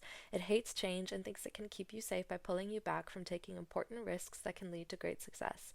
The lizard brain will drown you in fear of potential failure and tell you to stay in the job or relationship that make you miserable because there's a strange safety in the familiarity of what you know. Hey, at least you know it's horrible, so that's safe, right? Wrong. This is just some of the garbage logic of the lizard brain, the master of self-sabotage. This card is about surpassing the prehistoric programming of our beliefs and behaviors to evolve into who we know we can be. The art of your breakthrough is the determined effort to constantly question your perception. Take a moment to analyze a current obstacle or moment of resistance you are dealing with. This obstacle is a golden nugget moment to challenge your perception. Examine the story in your mind's eye. Even being aware that you just got hijacked by lizard brain doesn't necessarily dispel all the worry running through your body. At this moment, you may have to just move forward while still feeling fear and not believing fully in yourself, but the action of going forward is what will lead you to the critical breakthrough. I think that's the end of it. Yes. All right, let us move on to the interview. I'm going to shoot some selenite through it. Selenite, named after Selena, the moon goddess, is a crystal of healing, a crystal of charging, and it's got moon powers. All right. As I shuffle, I want to say thank you so much for watching this reading. Hopefully some of it has resonated with you, so if you could leave a comment or a like or subscribe to my channel, I would greatly appreciate it. Thank you so much for letting me read for you. Alright, with the familiar will describe itself as the Five of Swords, so another 5 in reverse. So lots of like draining through conflict and letting all your worries and angry thoughts and tangled messes sort of like strain through a pasta strainer or like go down the drain. Okay, what their strength is a familiar 7 of Pentacles, so they can really help you rest when it comes to making choices. Their weakness is King of Wands, so they're probably not going to help you with sensuality, as well as they are not really, it's not really divine masculinity coming through. It's more like very earthen. I'm thinking of Lilith here as the snake in Eden, tempting Eve or showing Eve the knowledge of good and evil. Describe you is 8 of Swords. Okay, so you right now are sort of lost perhaps in this anxiety and worry and fear, and then your familiar is saying that they are this hummingbird, being like, hey, here's some clarity. Let's let go of some of these things. You don't have to be trapped in the thorns. What they can teach you is the 10 of Pentacles, how to be happy with what you already have, because what you have is everything you need for success. 10 of Pentacles, it's the element of earth, so Capricorn, Virgo, and Taurus. It's green, so that's the heart chakra. In matters of physical wealth and abundance, the 10 of Pentacles is like the end-all be-all. Like, it's like the end of a cycle where it's like, wow, I have everything. Wealth, fame, power. I left it all in one piece. This is like the end of the journey, like a laugh tale. Okay. How can you best learn from and collaborate with them? Is the 2 of Pentacles. So practicing your balance, as well as letting yourself make mistakes, and as you practice balance, allowing yourself to fall over and to drop the ball once in a while. What the potential of this relationship is the 2 of Cups in reverse. So helping you balance the emotional bodies within yourself. We have a little heart here. And the back of the deck is the Tower in reverse, so which I think is heavily connected to this 8 of Swords and this 5 of Swords. So they're here to say, I know it sucks. I'm right here with you. Everything is coming your way. So I am going to leave the reading there, and hopefully you enjoyed it. Bye. Hi there, pile 13. If you chose this scissors charm, then this reading is for you. This reading is for you. Okay. Sorry. Okay. I want to flip over our major arcana. The Empress! Oh, another number 3. So she is divine femininity. She is in control of her power. She is harvest. She is abundance. And she is here to give you everything that you need. So before we get into the rest of the oracles, we are going to look at this magical tarot book by Robin Valentine. And we're going to read about what correspondences, oh fuck yeah, I flipped right to it. Read about correspondences in magic, as well as numerology, so we can see what the number 1 and the number 3, and then we'll look at 4 as well. Correspondence is the lifeblood of all magic. When we look at correspondences in magic, we are looking at anything, from lunar phases to colors, that is directly correlated to an energy or intention a practitioner may use.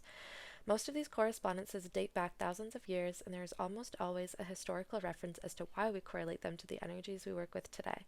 When we consider using tarot as a ritual tool, we use the key elements within each card as correspondence. This ranges from the card's numerological associations to which moon phase works best with the energies each card holds.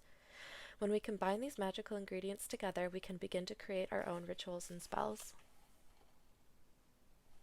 Sorry, I got a phone call.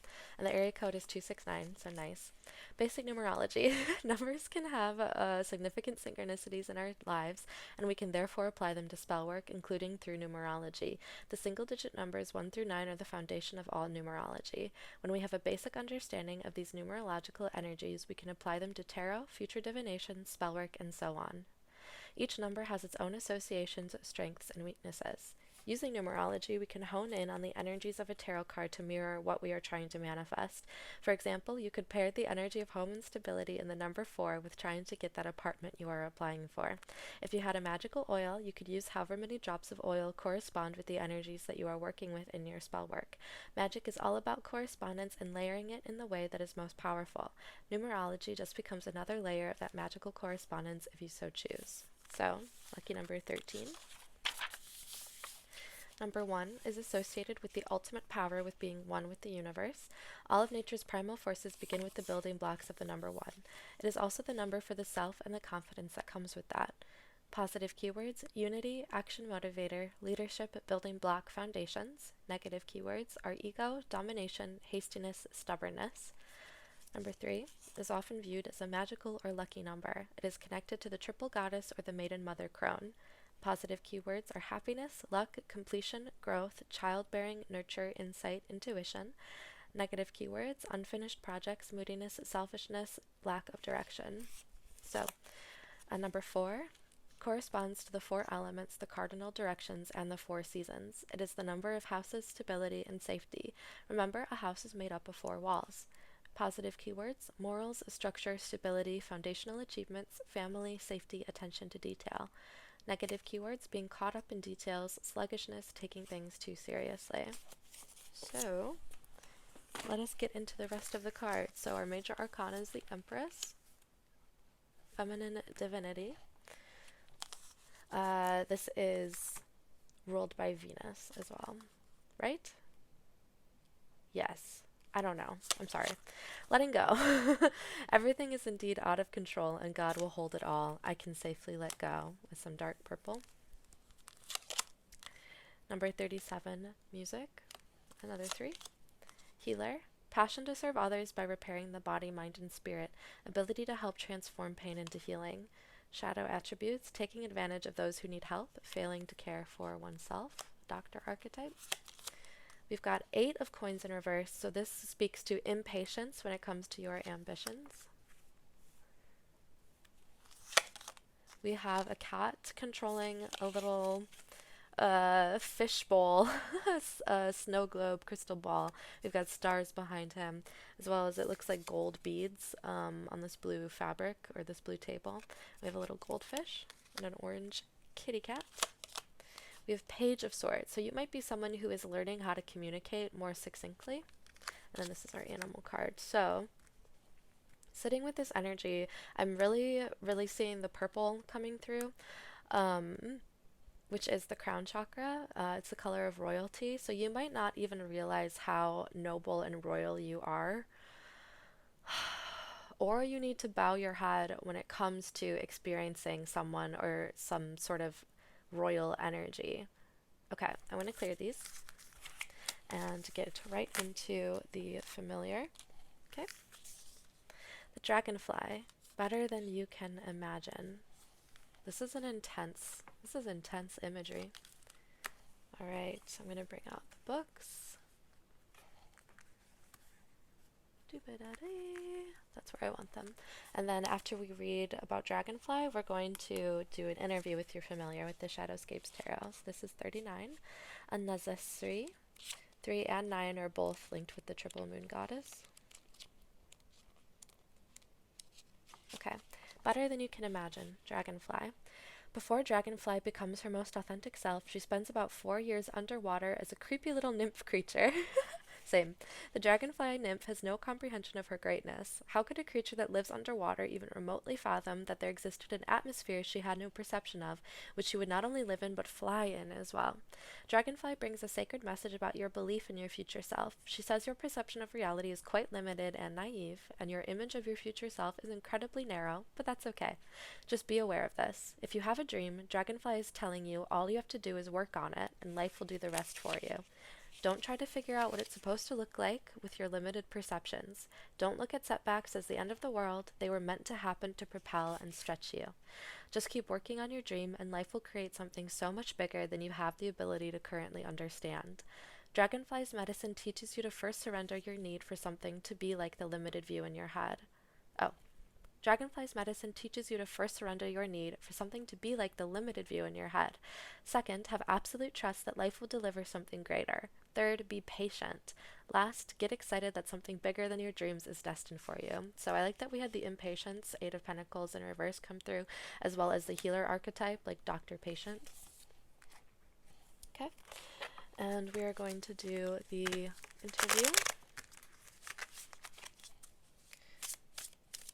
While I'm shuffling,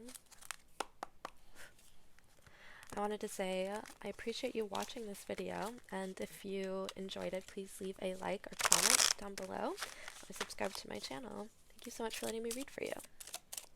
Okay, well, how your familiar will describe themselves is Death in reverse with the Phoenix. With their strength as a familiar is Three of Wands in reverse, so they can really help you when it comes to teamwork, especially when you are working on projects by yourself. Death in reverse is all about letting go. It can be death of the self. Alright, their weakness is a Four of Swords in reverse, so they might not be able to help you really rest or put your mind at ease, but they can help put your body at ease. Describe you is Three of Cups in reverse. Okay, so we have two threes in reverse as well as a four in reverse. We have fire, air, and water. So fire is Leo, Aries, and Sagittarius. Air is Gemini, Libra, Aquarius. And water is Cancer, Scorpio, Pisces. So we have quite a few elements. Death, I believe, is fire, and the crystal, I believe, is crocoite. It's about new beginnings. It's about letting things go, and the imagery of the phoenix sort of speaks for itself. What they can teach you is strength in reverse. Okay, number 8. Oh, and death is number 13. Oh my god. That's your group number. Very, very cool. So 13, ones and threes, as well as maybe fours, 3.14. I don't know. Sorry. I'm sort of rambling. But strength number 8 in reverse. This is a Leo card, so lots of fire imagery, actually. We also have a pyramid here, which, as well as a sun, which sort of reminds me of the desert. Strength is, especially in reverse, is about conquering the two selves within you, or the many selves within you, particularly when it comes to wild animal. The wild animal self, we did have lizard brain come out in the previous group, number 12, which might behoove you to listen to, but it's about conquering this wild animal and like balancing the domesticity with the wildness in yourself. How can you best learn from and collaborate with them is King of Swords. So trust your thoughts, trust your intuition. You have masculine authority energy. This is air as well. All right, and the potential of this relationship is the Knight of Swords in reverse. So you can really start speaking to yourself in a much kinder way and a much more succinct and clear way. So I think clarity and open air, sky flitting through the sands of the desert, and I'm thinking of a prism with rainbow sparkles as well. Like perhaps you have a sun catcher or stained glass windows or stained glass art might be important for you or might help remind you of your dragonfly. And on the back of the deck we have the Hierophant in reverse, which I think is a signifier of letting go of traditional beliefs and letting, are these, so much of these are in reverse. Oh my god. Reverse can mean the opposite of what the card initially means. It can mean it's an internal energy. It can also mean you need a new perspective of how to like see things. So I am going to leave your reading there. Thank you so much for watching. Bye. Hi there, pile 14. If you chose this melty clock, Salvador Dali is a melty clock painter, right? This reading is for you. Okay, let's flip over your major arcana, which is the Wheel of Fate, number 10. Very interesting. It usually means luck is on your side, as well as the cycle of life keeps going, usually in your favor. Also, the fairy tale of Rumpelstiltskin spinning straw into gold. Okay. We are going to look at this magical tarot book by Robin Valentine to get a feel for what correspondences in magic kind of mean, as well as what the numbers, we're going to look at some numerology. So we're going to look at 1 and 4, as well as 5. Oh, this is chapter 5, and then this is page 131. Add it to 5. Okay. Correspondence is the lifeblood of all magic. When we look at correspondences in magic, we are looking at anything, from lunar phases to colors, that is directly correlated to an energy or intention a practitioner may use. Can I say that it's very practical energy, sort of like matter-of-fact, stately energy that I'm sitting with right now? Most of these correspondences date back thousands of years, and there is almost always a historical reference as to why we correlate them to the energies we work with today.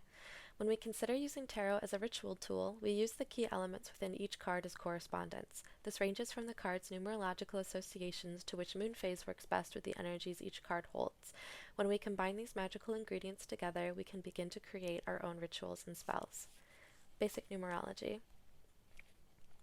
Numbers can have significant synchronicities in our lives, and we can therefore apply them to spell work, including through numerology. The single-digit numbers 1 through 9 are the foundation of all numerology. When we have a basic understanding of these numerological energies, we can apply them to tarot, future divinations, spell work, and so on. Each number has its own associations, strengths, and weaknesses. Using numerology, we can hone in on the energies of a tarot card to mirror what we are trying to manifest. For example, you could pair the energy of home and stability in the number 4 with trying to get that apartment you are applying for. If you had a magical oil, you could use however many drops of oil correspond with the energies that you are working with in your spell work. Magic is all about correspondence and layering it in the way that is most powerful. Numerology just becomes another layer of that magical correspondence if you so choose. So we're layering things like a cake. Okay. So number 1. 1 is associated with the ultimate power and with being one with the universe. All of nature's primal forces begin with the building blocks of the number 1. It is also the number for the self and the confidence that comes with that. Positive keywords: unity, action motivator, leadership, building block, foundations. This also, reminds me of the Big Bang. Negative keywords: ego, domination, hastiness, and stubbornness. Number 4 corresponds to the 4 elements, the cardinal directions, and the 4 seasons. It is the number of houses, stability, and safety. Remember, a house is made up of 4 walls. Positive keywords: morals, structure, stability, foundational achievements, family, safety, attention to detail. Negative keywords: being caught up in details, sluggishness, taking things too seriously. When I saw the 4 elements in the cardinal directions, it made me think of the book East by Edith Pateau. It is one of my favorite books, second only to Howl's Moving Castle, although East might take first spot. Okay, yeah, I'll say East is my favorite book by Edith Pateau. But the cardinal directions are very important in that story, and the direction of north is very important. Okay, number 5. In paganism, 5 is associated with the combination of the spirit with the 4 elements. 5 is also associated with the 5 human senses, our connection to the world around us. Positive keywords: free thinking, independence, individualism, experience, adventurer, teacher, student, visionary. 5 in tarot is often the cards of conflict and change as well. Negative keywords: unreliability, irresponsibility, inconsistency, self-absorption. Okay. So, let's look at the rest of the oracle cards. Major Arcana is the Wheel of Fate, element of gold, and amethyst is the crystal associated with it. Energetic clearing. During crises, the Holy One herself may be emptying you of fear and attachments, preparing you to receive her luminous plan. Okay, we have, I guess, the Holy One herself with some gold and yellow butterflies and a skull and lots of witchy things. We have like a full string of skulls here as well. And then we have this sort of patient. Healer and patient energy came through in the previous group, number 13 with the scissors, so you might feel like taking a look at that. This imagery made me think of the jade dragon in that Batman cartoon, but it's actually kryptonite. It just sort of the silhouette looks a lot like that dragon shape, so dragons might be important for you. I'm thinking as well as malachite and emerald as crystals. And then this also reminds me of Avatar Korra when she's in her sleep state after something happens, and she's having visions of Avatar 1, the first Avatar with the spirit world, which is so cool and is like my favorite thing ever. So, okay. Sweet treat, you deserve sweet things. Avenger in reverse. Desire to balance the scales of justice, righteousness on behalf of society or oneself. Shadow is resorting to violence in the name of a cause. So if you have gotten in an argument recently, this is sort of like justice in reverse as well. Like, you might want to examine your behavior and the things you say and be like, was I being unjust, or was I acting out of anger or revenge? Is there anything else I should say? Let's say odd, yes, even, no. 2, even, no. We're good. Okay. Ooh. Next is the 4 of coins. Look at this hamster with his little dragon's hoard. I feel like hamsters are dragons, because they keep their hoards, and they're just so cute. Okay, we have lots of rabbits as well as some mushrooms. Oh, another coins card. We have 2 ants dueling on this final destination stage of a bunch of coins. So pentacles, and earth energy. The earth signs are Capricorn, Virgo, and Taurus. And we have Queen of Swords. So somewhat, okay. This is sort of warring energy. There's lots of things. Like, I don't think this Queen of Swords is you. We do have a dove and a butterfly, as well as some birds and pine trees and clouds and mountains. Oh, and look at these boots she's wearing. Love it. 6-inch heels. Okay. Walked in the club like nobody's business. So it's very heavy energy. You might not see that, but I feel like this is someone sitting across from me, and my energy is sort of like more this bubbly, lighthearted thing. So I'm excited to see what the familiar has to say about this sort of dragon's hoard energy. You might be very defensive or very protective, or think of yourself as very just. So I'm going to keep her here. I want to keep her here. Does Spirit want me to keep her here? No, let's move it.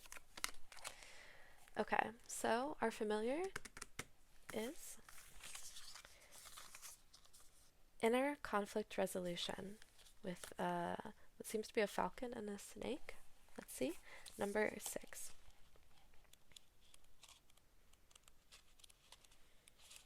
Okay.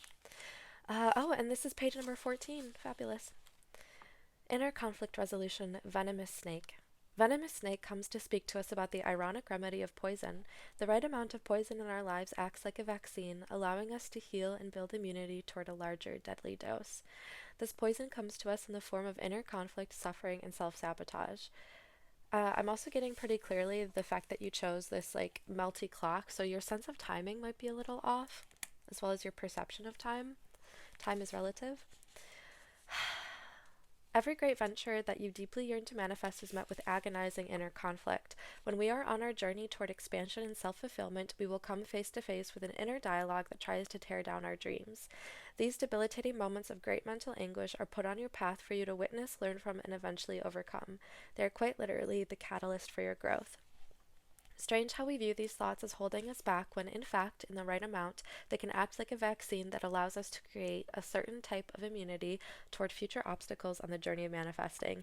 That was a rough sentence for me to get through. Hold on, I have no idea what that said. Okay. They are quite literally the catalyst for your growth. Strange how we view these thoughts as holding us back when, in fact, in the right amount, they can act like a vaccine that allows us to create a certain type of immunity toward future obstacles on the journey of manifesting. First try. Despite the inner agony... Oh my god. Let me drink some water.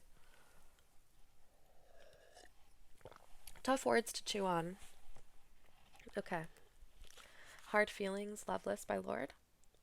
These are what they call hard feelings. Act like a vaccine, okay? Despite the inner agony, congratulations, this is all a normal part of the process and you're leveling up. This is why Falcon brought her medicine to this card, because she heralds victory in overcoming your current obstacle. Acknowledge that this moment of discomfort is a part of your evolution. This is a growing pain. Falcon and venomous snake combine their medicine to reassure you the outcome is promising, and whatever conflict you are currently facing will soon dissipate. Take a deep breath in, release, and smile. Okay, and now we are going to do an interview with the familiar to see what they would like to say for themselves. And while I shuffle this deck, I would like to say that I appreciate you watching this video. Please leave it a like or comment down below if anything resonated with you. And subscribe to my channel. Thank you so much for letting me read for you. Okay, I think we're good. So how your familiar would describe themselves is a Knight of Cups, a knight in shining armor, someone who can help you with romance and chivalry and nobility and honor. This is like the Holy Grail, and he's riding a unicorn. Very, very cool. Cups is the element of water, which is all about emotions and flow and change. I'm hearing Riptide by Vance Joy, as well as the fact that the moon controls the tides. I'm also hearing Zelda's Lullaby, so Legend of Zelda might be important. Their strength as a familiar is a Nine of Swords. They can really help you with racing thoughts as well as insomnia and anxiety. They're it's sort of like they're cutting through with a sharp truth. Queen of Swords might also the Queen of Swords in the Star Spinner deck is represented by a person with a snake, a white snake around them, and she has red rose petals in her mouth. So harsh truths might be coming through, but it's truths that cut through the bullshit. Their weakness. Oh, this is also making me think of the lady in Holes who like has the rattlesnake venom nail polish and she backhands someone and just like ruins their face, which is sort of very mean and maybe you shouldn't do that. Okay. Their weakness as a familiar is a Knight of Pentacles. So they are not really here to help you ground yourself. They're not really here to help bring material abundance or wealth. They're here to help you settle your emotions as well as clear your anxieties and intrusive thoughts and insomnia. They might help you with your sleep schedule. Describe you is the Three of Swords in reverse. So someone who has experienced lots and lots of heartbreak. But especially like within yourself, you might have a habit of breaking your own heart or self-destruction. What they can teach you is the Page of Cups in reverse, right under the Knight of Cups. Okay, how to be okay and how to calm your own emotions within yourself. Yeah, we're all in frame. Okay. How can you best learn from and collaborate is the Devil. Okay, honestly, I want to say giving in to your indulgences, giving in to your impulses, but not in a way that hurts yourself or hurts anybody else. Yeah, okay. The potential of this relationship is the King of Pentacles underneath the Knight of Pentacles. It's really interesting. And then we have the Wheel of Fortune on the back of the deck. This is very lucky energy, very auspicious. I'm not quite sure what else to say, so I'm going to leave it there. And hopefully the imagery of the cards and these mirrors will sort of speak for themselves when it comes to external versus internal. But anyway, thank you so much for reading, and goodbye. Hi there, pile 15. If you chose this travel suitcase, then this reading is for you. I do want to say that 15 is the Devil card in tarot, if I do believe, so that is Capricorn energy, as well as letting go of self-destructive impulses. Let me make sure that I'm right, though. 15 the Devil, yeah. Cool. Okay. Before we get into the cards, I am going to flip over your major arcana, and then we are going to read from this magical tarot book by Robin Valentine about correspondences in magic, as well as numerology. So here we go. We have the World in reverse, number 21. So this is, we have the moon, the sun, the star, and judgment all recognized here. So the World card is clear quartz, as well as all chakras and all elements being represented. In reverse, it can point to a cycle ending within oneself, as well as a more dissatisfactory ending without the release of catharsis. So, yikes. So sorry. Okay.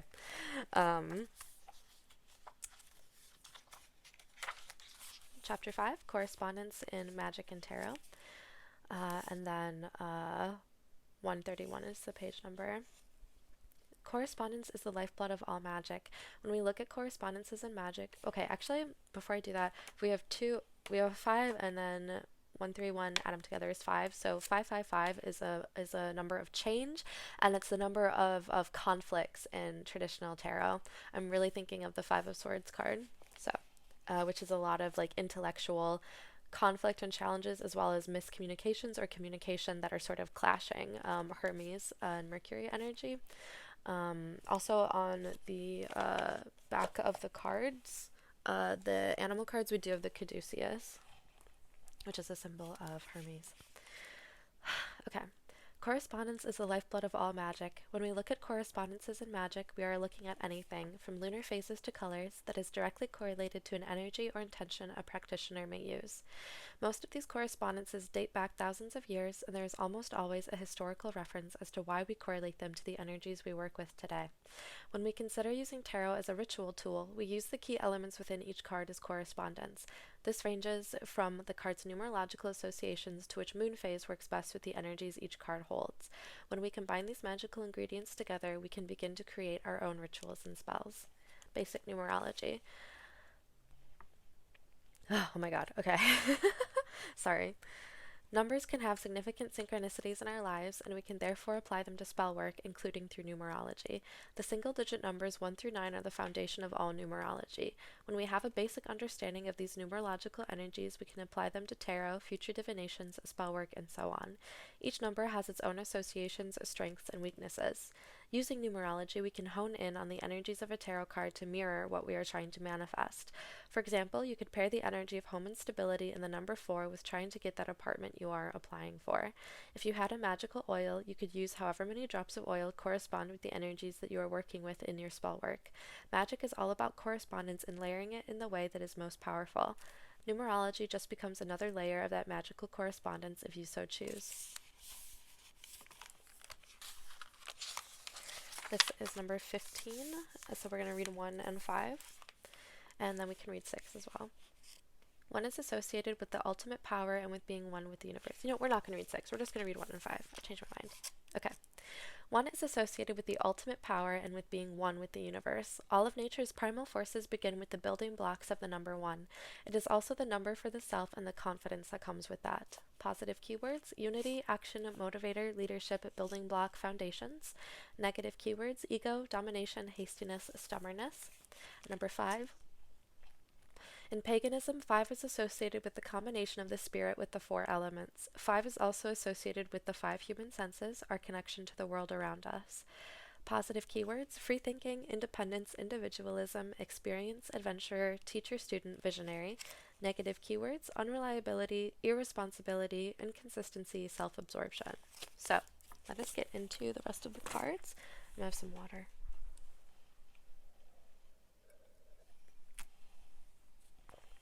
Alright, we have the world in reverse.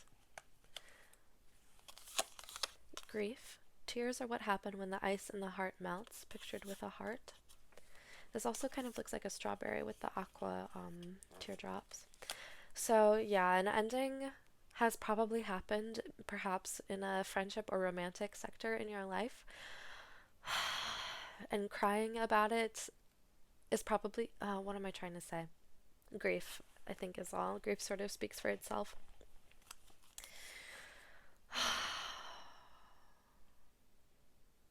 Aquamarine, sapphire blue, gray clouds, the world turning and life goes on with the moon. Okay. Make a meal, number 32, or 5.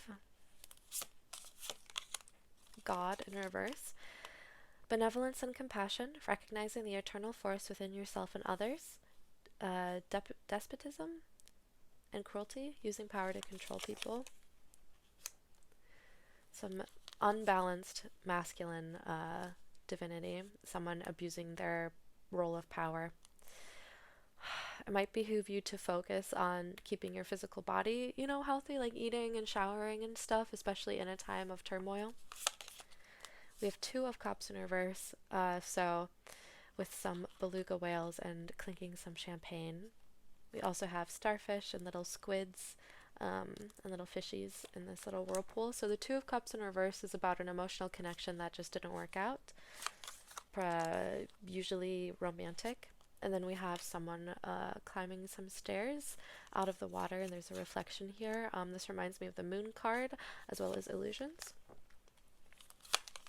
We have the Ace of Swords, and then this is the animal card. So the Ace of Swords is about a new thought, a new way of seeing things, a new perspective, and sort of like slicing through your brain to be like, or like cracking open a geode. I'm really seeing two, I'm sorry, this is gross. Skip ahead 10 seconds, but like to two halves of the brain, like cracking open to reveal a new truth. Okay. Let us get into the animal card.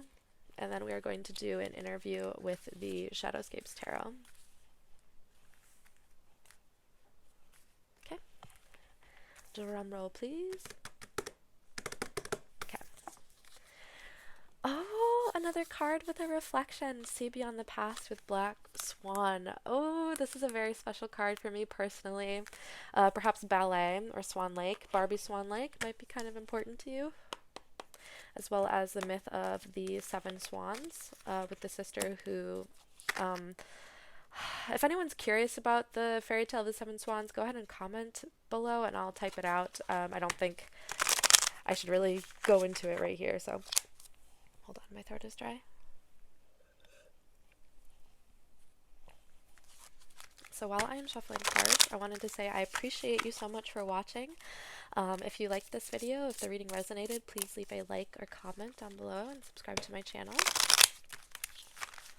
And thank you so much for letting me read for you. All right. The first question is asking your familiar to describe himself. Ace of Swords again! Oh, and we do have some swans as well as a butterfly. So yes, they are here to help you see things clearly and concisely, and purification. Okay. Their strength as a familiar is Seven of Swords. Oh my god, another seven. Like seven swans. Okay. I will tell you the fairy tale. Hold on.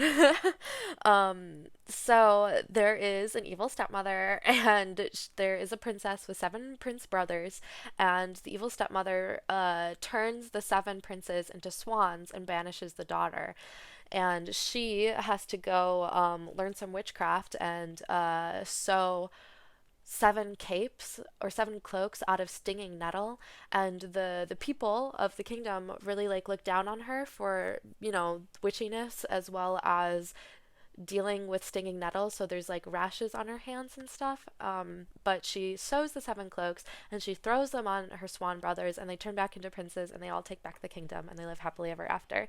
And so brotherly relationships might be very important to you. I am someone with siblings, familial siblings that and this could, for you, could also be like soul family or chosen family as well. But brotherhood is very, very important to me. And so I want to like salute that.